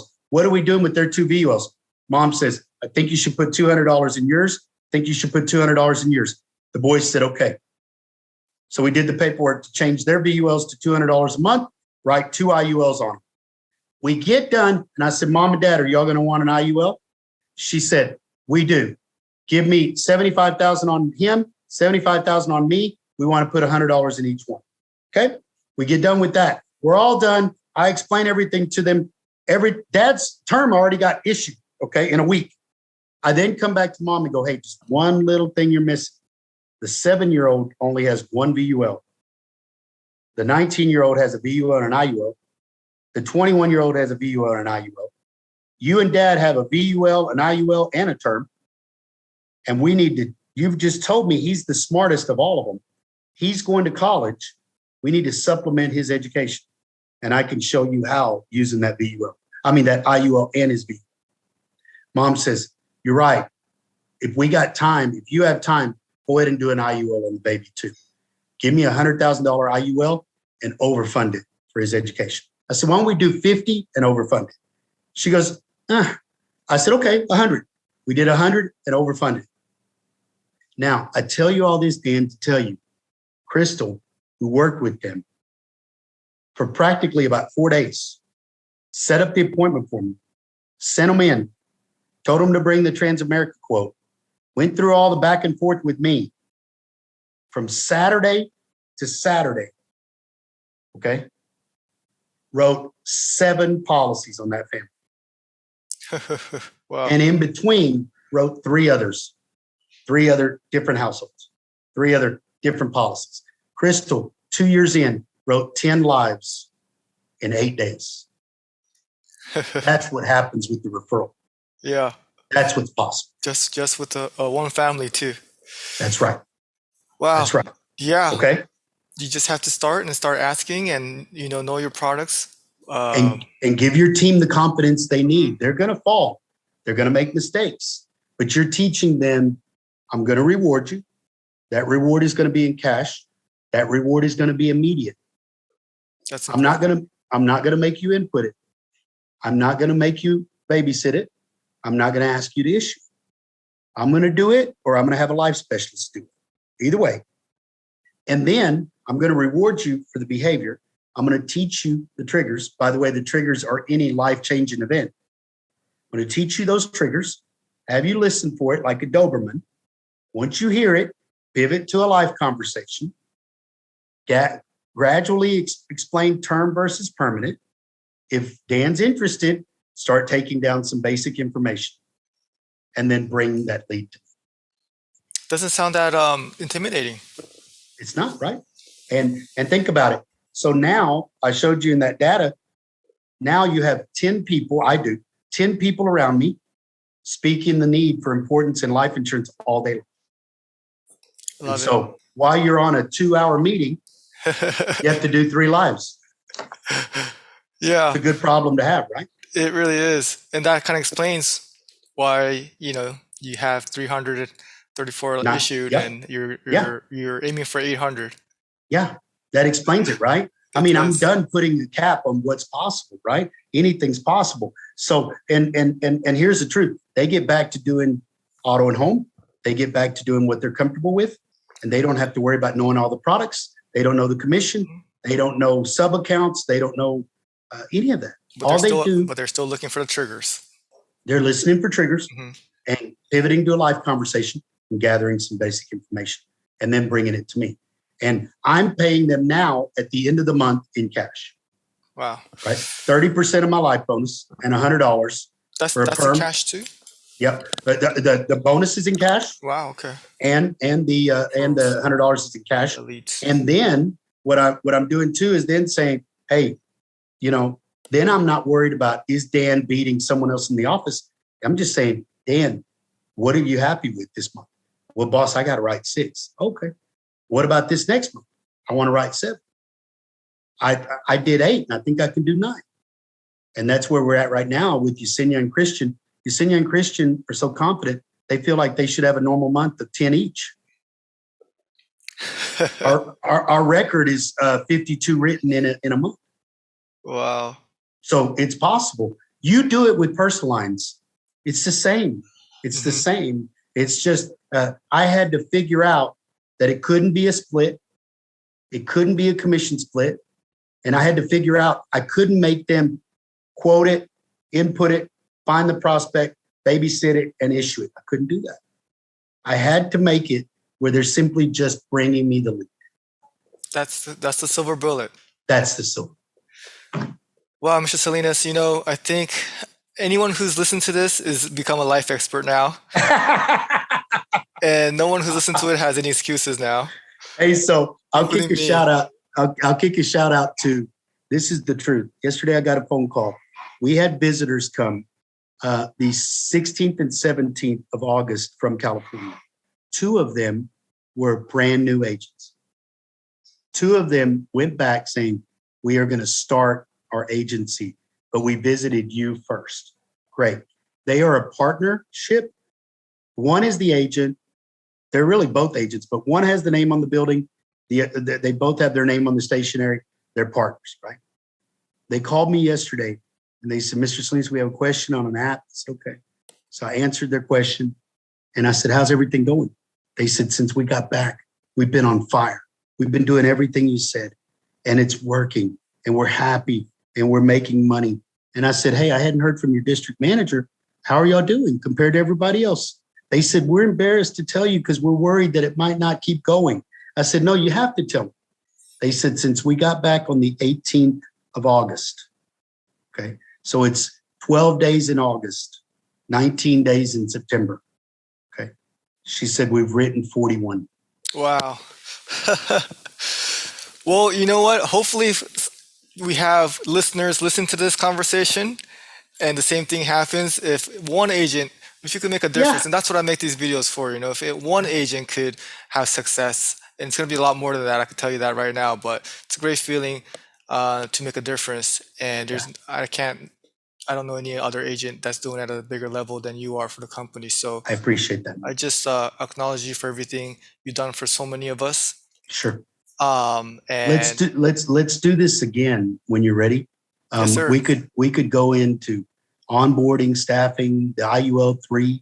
Going to have a webinar real soon with Ryan Campbell, the creator of the value term that's coming out, the new term product, the creator of the IUL3. So we're going to pick his brain, see what he thinks about his baby. And we'll have David Swaim on, the head of life underwriting. And so there's just a lot of relationships there. We'll be at the conference, the Western Conference in Reno. I have a breakout session there. I'll be on the main stage there. And then we'll be in Texas conference on the 28th and 29th. And we'll be at the Oklahoma conference October 4th and 5th. And then the Arkansas conference on the 6th. So catch up with us, okay? And know that we're doing our best, man, to share and to make sure that we give it away. Like I said earlier, that we're giving it away. And I believe that when you give and not expect anything in return, that the whole is better for it. That's my belief. Well, and with experience, that has come true. That's right. And I think maybe, when you talked about it earlier in your career, when you made that shift, that's when everything started working for you. So I feel so many agents could, relate to that when in the beginning you're just thinking about you, myself, right, and not, trying to do everything for yourself, but in the long run, not only when you're helping others, you feel better about yourself, but you're actually helping yourself the most that way. That's so, right. Just so many lessons, that we've covered, huh? That we covered. I really appreciate again your time. And if anybody's listening, if you haven't had a chance to listen to Mr. Salinas live, then all those conferences that he mentioned, you have some opportunities there. Or if he's coming to a district near you, I would definitely. It's experience that you can't miss. So you've moved a lot of people. You've changed agents' careers, including mine. So I just really appreciate, that I get to, learn from you, from the best, when it comes to life insurance and when it comes to giving back to the agent community. So thanks again, Mr. Salinas. Appreciate it, man. If you ever need anything from me, just let me know. Let me know when you're ready to do this again, okay? Yes, and sir. We'll do it again. I promise you that. Yeah, there's actually questions I've written down that we couldn't get to. Big, shout out to Susan. One key employee could make such a difference. You mentioned her name so many times. I want to talk about employee retention with you and how you were able to find and mold. I'm sure you always say you got lucky, but I'm sure you got to take some credit. But finding someone like that, as powerful as that in your agency, has made a big difference. Yeah. And public speaking tips that I want to learn from you, and just the persistency and the willingness to change and adapt. Is there's so many things that we could keep talking about. So yeah, part 2, I'm looking forward to as well. Let's do it. All right. I appreciate it, man.